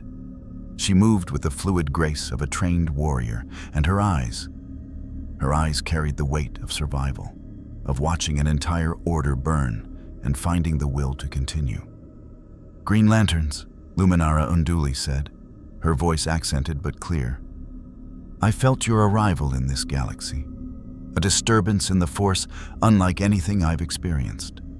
Power from beyond our reality, yet not alien to the principles that govern life itself."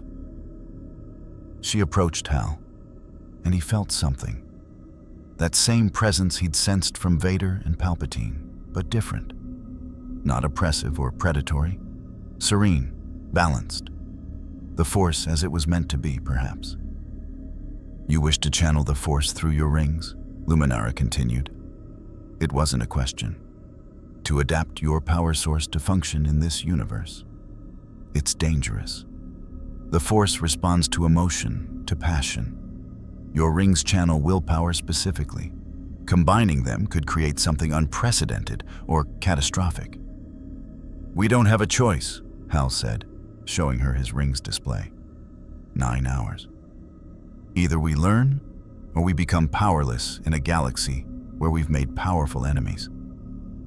Luminara studied him, and Hal felt her presence in the Force. Not intrusive, but assessing. Reading his character, his determination, his commitment to the oath he'd sworn. "You are warriors," she said finally, "but you are also guardians. You fight not for glory or power, but to protect the innocent.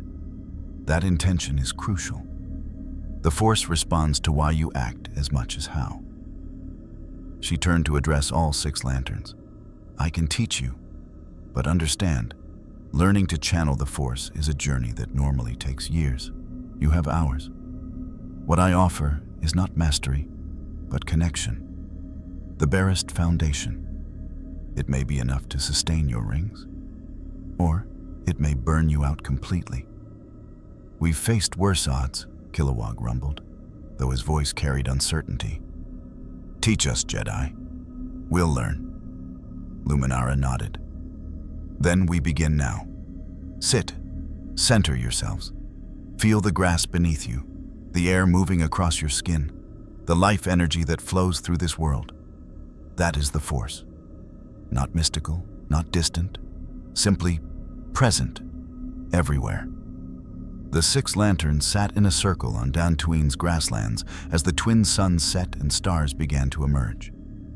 Around them, rebel guards maintained a perimeter, watching for Imperial pursuit that would inevitably come. Time was their enemy now. More than the Empire, more than their depleting rings. They had 9 hours to achieve what normally took years. 9 hours to learn a completely alien form of power. 9 hours to save 2 universes. And as Hal Jordan closed his eyes and reached for the Force, for that living energy field that Luminara described, that connected all things, he felt something. Faint, distant, but real. The Force touched him back, and somewhere in the fabric of reality, between dimensions and across impossible distances, the central power battery on Oa pulsed in response. Not connecting fully, not recharging the rings, but acknowledging, waiting, ready to bridge the gap if only the lanterns could create the foundation. The training had begun, and the clock was ticking. The Force was nothing like willpower, and that was precisely the problem. Hal Jordan sat in meditation as Dantooine's night deepened around him, trying to grasp something fundamentally different from everything his ring training had taught him. Willpower was active, a conscious choice to overcome fear. to impose your determination on reality. The Force was passive, a flow, a current that existed whether you acknowledged it or not.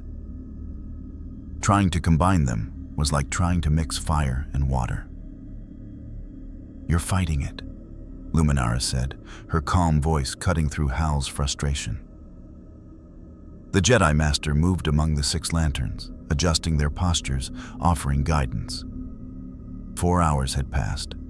4 precious hours with nothing to show but growing exhaustion and steadily depleting rings. "Power reserve, 38%, Hal's ring announced, its tone carrying no judgment, just facts. "Estimated operational time, 5 standard hours." 5 hours. Dawn would break in 3. And if the Imperial fleet tracking them arrived before they achieved breakthrough... "I'm not fighting it," Hal said through gritted teeth. "I'm trying to channel it, like I channel willpower through the ring. But it's like grabbing smoke. The harder I try, the less I feel." "Because you are trying," Luminara explained, kneeling beside him. "The Force is not conquered or channeled through effort. It is invited. You must let go of control, paradoxically, to gain control." Beside Hal, John Stewart opened his eyes. The Marine's face was tight with controlled frustration. "Master Luminara, with respect, we're running out of time. Is there a faster way? Some technique that accelerates the learning process?" "There are dark side methods," Luminara acknowledged, her tone carrying warning. "Ways to seize the Force through passion, rage, fear. The Emperor uses them. Vader has mastered them. But that path leads only to corruption and destruction. If you channel dark side energy through your rings, we become like the verdant victims," Tomar Ree finished, his analytical mind grasping the parallel. "Burning out from power we can't control. Turning into exactly the kind of weapons we've been fighting against." "Then we do it the right way," Boudica said, her crystalline form glowing faintly in the starlight. "No shortcuts, no compromises. We're Green Lanterns. We stand for something." Kilowog's massive frame shifted, and for the first time since Hal had known him, the big lantern's voice carried genuine doubt. "But what if the right way takes longer than we have? What if we run out of time doing things by the book while the Empire closes in?" It was the question they'd all been avoiding. The cold mathematics of impossible situations. They could maintain their principles and fail, or compromise their values and potentially succeed. But would success bought through corruption still be success? "There might be another approach," Arisia said suddenly, her young face illuminated by her ring's fading glow. "We've been trying to learn the Force as individuals. But we're not individuals. We're a core. What if we pooled our efforts, used the ring's ability to synchronize and share processing power?" John's tactical mind seized on the concept immediately. "Create a network. What one of us senses, all of us sense. Multiply our learning capacity by 6. "The rings can do that?" Luminara asked, interest clear in her tone. "They're designed to," Tomar Ree confirmed. "Emergency protocols allow lanterns to link their rings, share power, create composite constructs beyond any individual's capability. We could theoretically link our perceptions as well, create a shared experience of the Force." "It's risky," Hal said, but he was already reaching for his ring's network protocols. Full neural interface, shared consciousness. If one of us falls to the dark side or loses control, we all do. No safety margin. No individual autonomy. "We're Green Lanterns," Kilowog rumbled, his doubt replaced by determination. "We trust each other with our lives every day. This is just more direct." They stood, forming a circle facing inward. 6 rings rose simultaneously, their glow intensifying as ancient protocols activated. Light linked them, emerald threads that connected ring to ring, mind to mind, consciousness to consciousness. Hal felt the others flood into his awareness. John's tactical precision, Kilowog's unwavering strength, Tomar Ray's analytical depth, Boudica's crystalline clarity, Arisia's youthful determination. 6 minds becoming one, yet remaining distinct. It was intimate and terrifying and utterly necessary. "Now," Luminara said, her voice reaching all 6 simultaneously. "Together, reach for the Force." Not as individuals grasping, but as one consciousness opening to what already exists. They reached, and the Force responded. It came not as a flood, but as recognition. The awareness that they'd been swimming in this energy since arriving in this galaxy. Breathing it, moving through it, simply not conscious of its presence. The Force flowed through the grass beneath their feet, through the air they breathed, through the distant stars and the planet's molten core. Through Luminara, whose decades of training made her a beacon of light-side energy. Through the rebel guards, whose determination to fight tyranny resonated with purpose. Even through the pursuing Imperial fleet, whose dark intent created ripples in the Force like oil spreading across water. And most significantly, through the dimensional breach itself. Hal, they, perceived it now with Force-enhanced senses. The tear between universes wasn't just spatial displacement. It was a wound in the Force, a place where the energy field that bound their galaxy was bleeding into another reality. And through that wound, faint but unmistakable, they felt it. OA, the central power battery. The Guardians' ancient construction that powered 10,000 Green Lantern rings across their universe.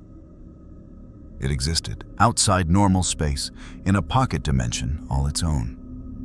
And the dimensional breach had brought it closer, not physically, but in terms of resonance, connection. As if 2 radio towers that should have been galaxies apart were suddenly on the same frequency. "We feel it," they said in chorus, 6 voices speaking as one. "We feel OA." "Then bridge the gap," Luminara commanded. "Use the Force to connect what the breach has brought close. Channel willpower through living energy. Become the conduit between realities." They tried. 6 rings blazed with light, reaching across dimensional barriers. The Force flowed through them, ancient and patient. Willpower burned bright, focused and determined. And for a moment, just a heartbeat, the 2 energies touched. The feedback was catastrophic. Pain beyond description slammed through their linked consciousness. Willpower and Force energies met like matter and antimatter, annihilating each other where they touched. The ring's matrices strained under impossible load. Ring charge plummeted. Power reserve, 32%, 28%, 20%. Breaking connection. John's tactical mind recognized terminal feedback. Disengage, disengage. The link shattered. 6 lanterns collapsed to the grass, gasping, their rings dimmed to barely visible glows. Luminara knelt among them, her Force healing already working to soothe burned-out neural pathways. "That was inadvisable," Tomar Ree wheezed, his avian features pale. "The energies are fundamentally incompatible. Trying to channel both simultaneously creates destructive interference." "We're down to 24%, Arisia said, her voice small with defeat. 4 hours of operational time, and we just proved this doesn't work." Hal forced himself to sit up, every nerve in his body screaming protest. They'd gambled everything on this plan, and it had failed spectacularly. Now, they had barely enough power to sustain basic functions, an Imperial fleet closing in, and no options left. He'd led his team to failure, led them to die in a galaxy not their own, far from home, for a cause they barely understood. "There is one other possibility," Luminara said quietly, "but it requires a leap of faith that even Jedi rarely attempt." "We're listening," Hal said, because what choice did they have? You've been trying to channel both energies simultaneously, Luminara explained. But what if you didn't? What if you surrendered your willpower entirely? Let the Force flow through you without resistance, and trusted that your rings would remember what they are? That's insane, Boudica said. The rings are powered by willpower. Without it, they're just metal. Are they? Luminara challenged. Or have they become more? You've carried these rings for years, some of you. They've absorbed your determination, your choices, your character. Perhaps they don't need conscious willpower anymore. Perhaps they've learned to be Green Lanterns all on their own. It was a beautiful theory. It was also completely untested and potentially fatal. If we surrender our willpower and it doesn't work, John said slowly, the rings die. We die. Both universes die when the dimensional breach collapses. Yes, Luminara acknowledged. It is a terrible risk. But consider, the Force is often described as binding the galaxy together. What if it could bind your rings to their source? Not through your effort, but through your trust? Through your willingness to be vessels rather than drivers? Hal looked at his ring, the symbol of everything he'd been for years. The Green Lantern Corps didn't surrender. They didn't give up control. They were defined by their ability to overcome fear through willpower. But maybe that was the problem. Maybe in this galaxy, bound by different rules, they needed to become something new. Something that honored their oath, but adapted to new realities. I'm in, Hal said. If this is how we save both universes, I trust my ring to remember who I am, even if I forget for a while. The others nodded, one by one. Even Kilowog, who'd never met a problem he couldn't punch his way through, accepted that this required a different kind of strength. They formed their circle again. But this time, they didn't reach for the Force. They simply opened themselves. Let go. Surrendered the iron control that had defined them as lanterns and allowed themselves to become nothing more than channels. The Force flooded in, not forcing, not invading, but filling empty space with gentle inevitability.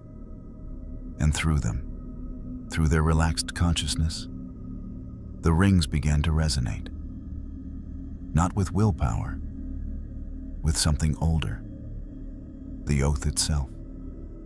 In brightest day, in blackest night, no evil shall escape my sight. Let those who worship evil's might beware my power. Green Lantern's light. The words weren't just a pledge anymore. They were identity. They were truth so fundamental that it existed whether the lanterns were conscious or not. And the Force, which responded to truth, to life, to the fundamental patterns that shaped reality, recognized that truth and amplified it. 6 rings blazed, not with willpower, with pure, distilled purpose. And across dimensional barriers, through the wound that had brought them to this galaxy, the central power battery on Oa felt its wayward charges calling. Not with desperation, not with demand, with simple existence. We are still here, still serving, still protecting life across realities. The connection snapped into place, not recharging, not in the traditional sense, but sustaining. The Force itself became the medium through which ring energy flowed, bypassing the need for direct connection to OA. The rings drew power from life, from the grass and the stars and the beings around them and the very fabric of reality itself.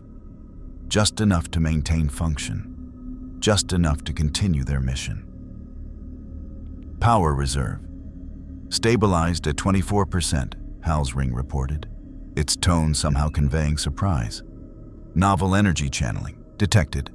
Recommendation: maintain current meditation state for optimal efficiency.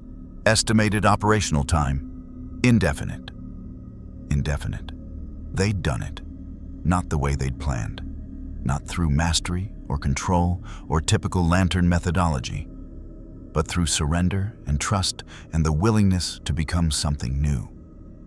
They opened their eyes as dawn broke over Dantooine, 6 lanterns glowing with emerald light that now had an almost organic quality, alive in a way their power had never been before. "That was," Luminara said, awe clear in her voice.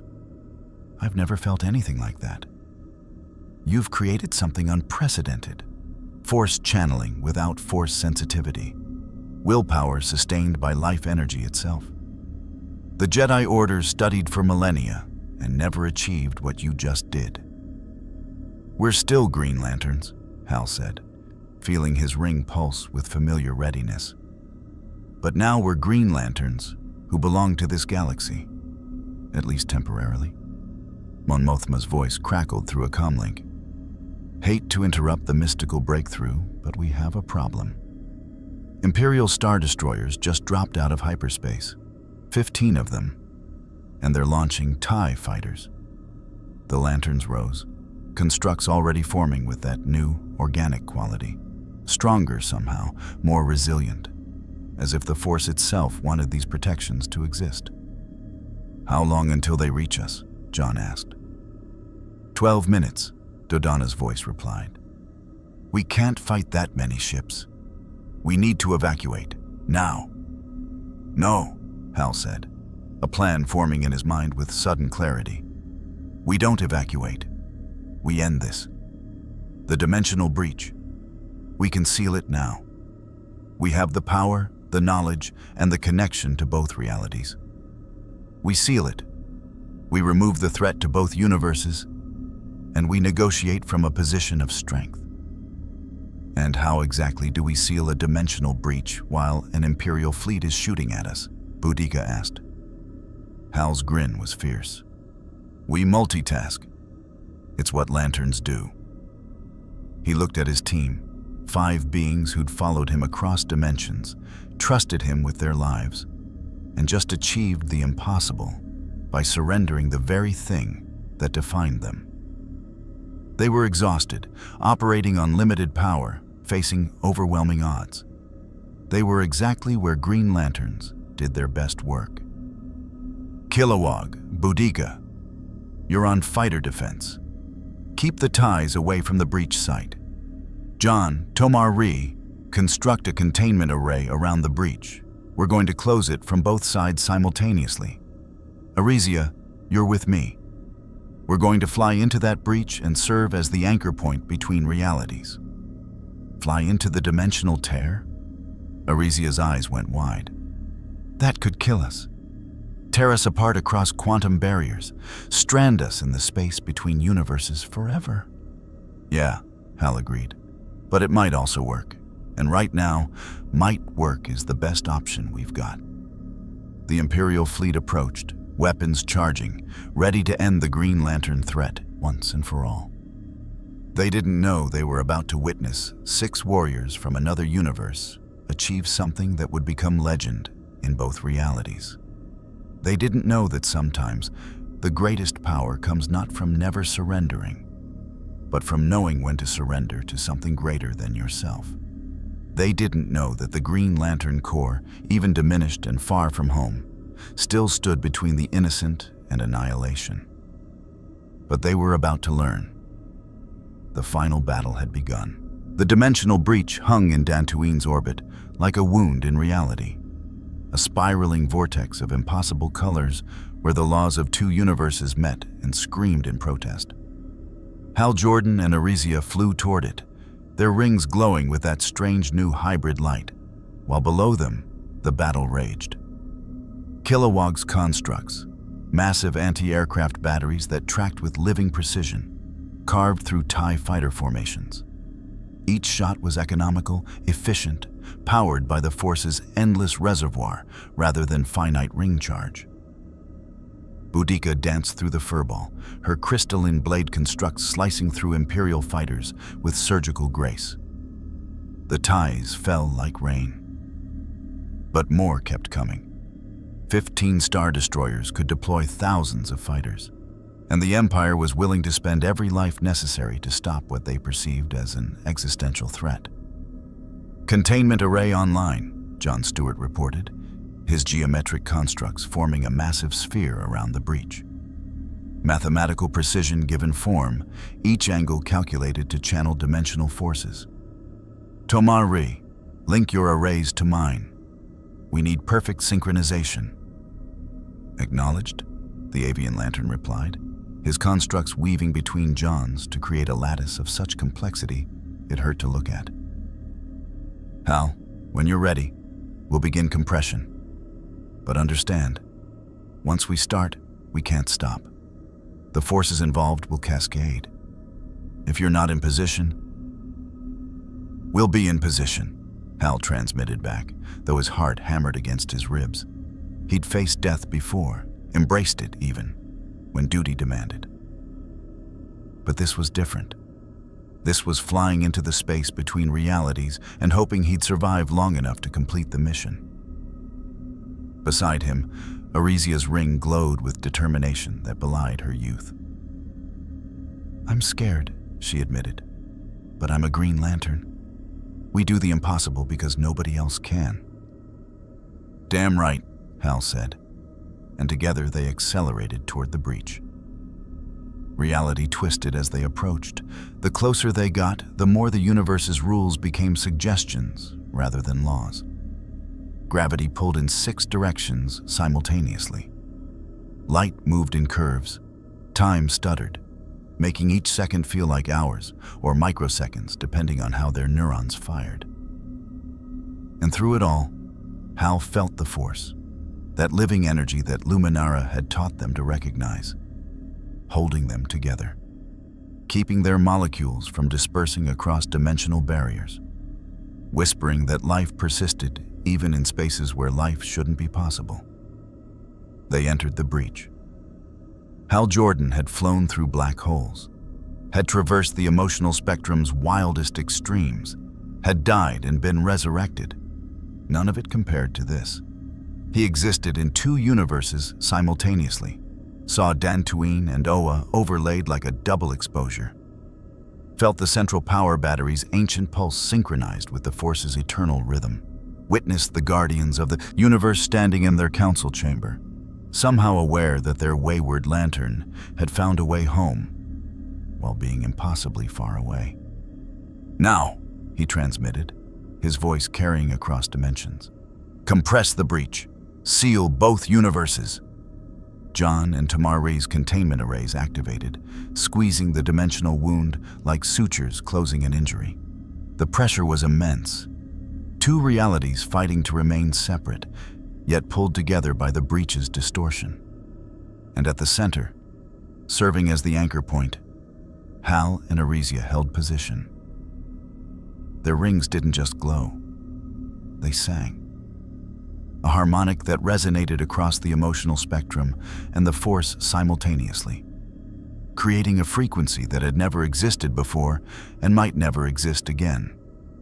They were the bridge, the connection, the proof that different powers, different realities, different approaches to protecting life could coexist.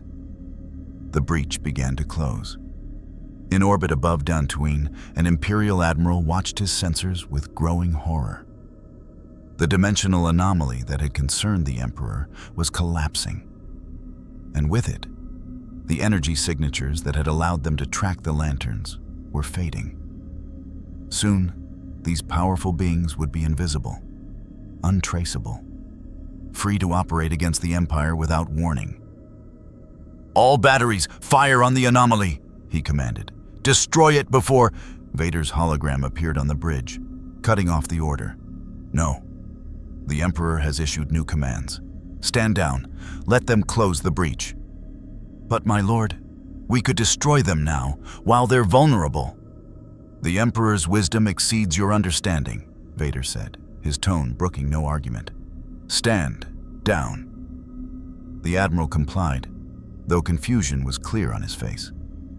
What he didn't understand, what perhaps only Palpatine understood, was that dead martyrs were dangerous.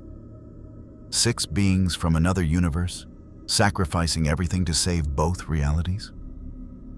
That was a story, a legend, the kind of inspiration that could spark rebellions across the galaxy.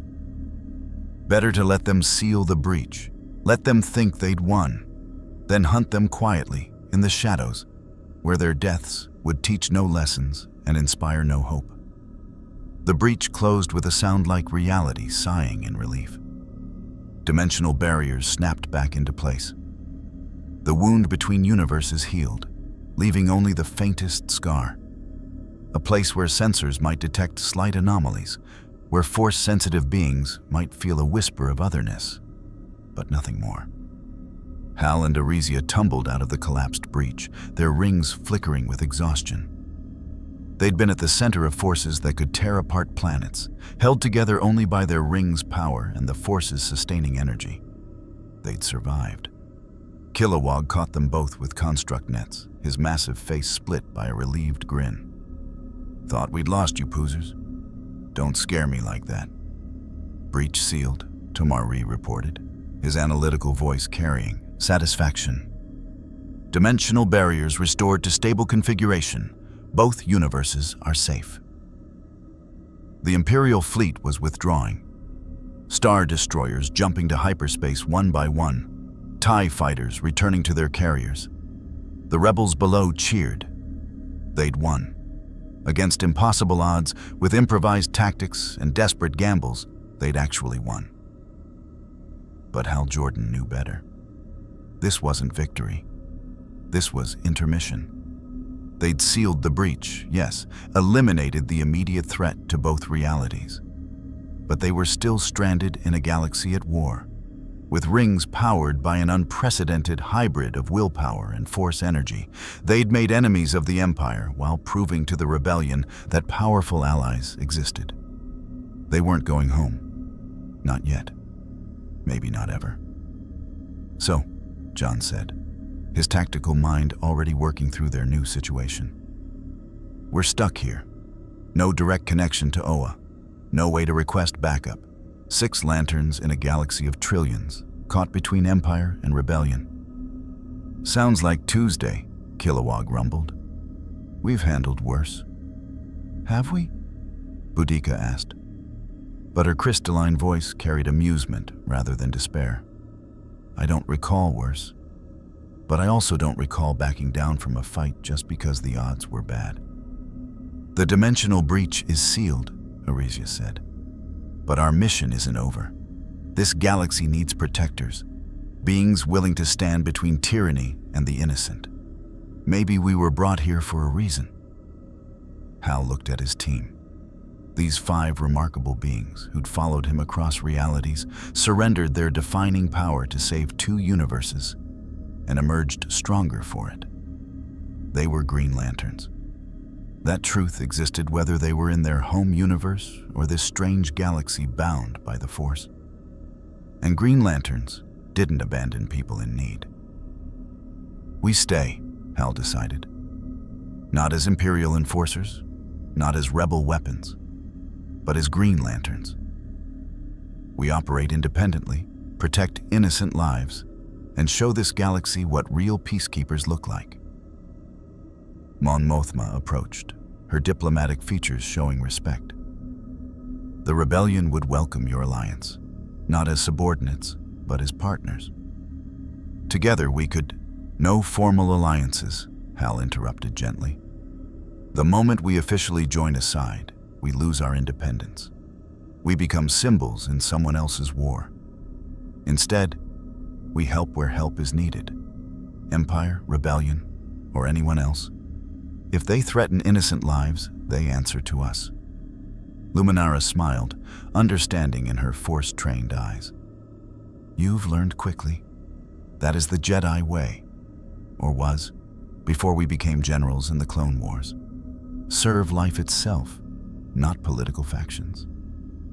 "The Empire won't allow this," Dodonna warned. "Palpatine will hunt you.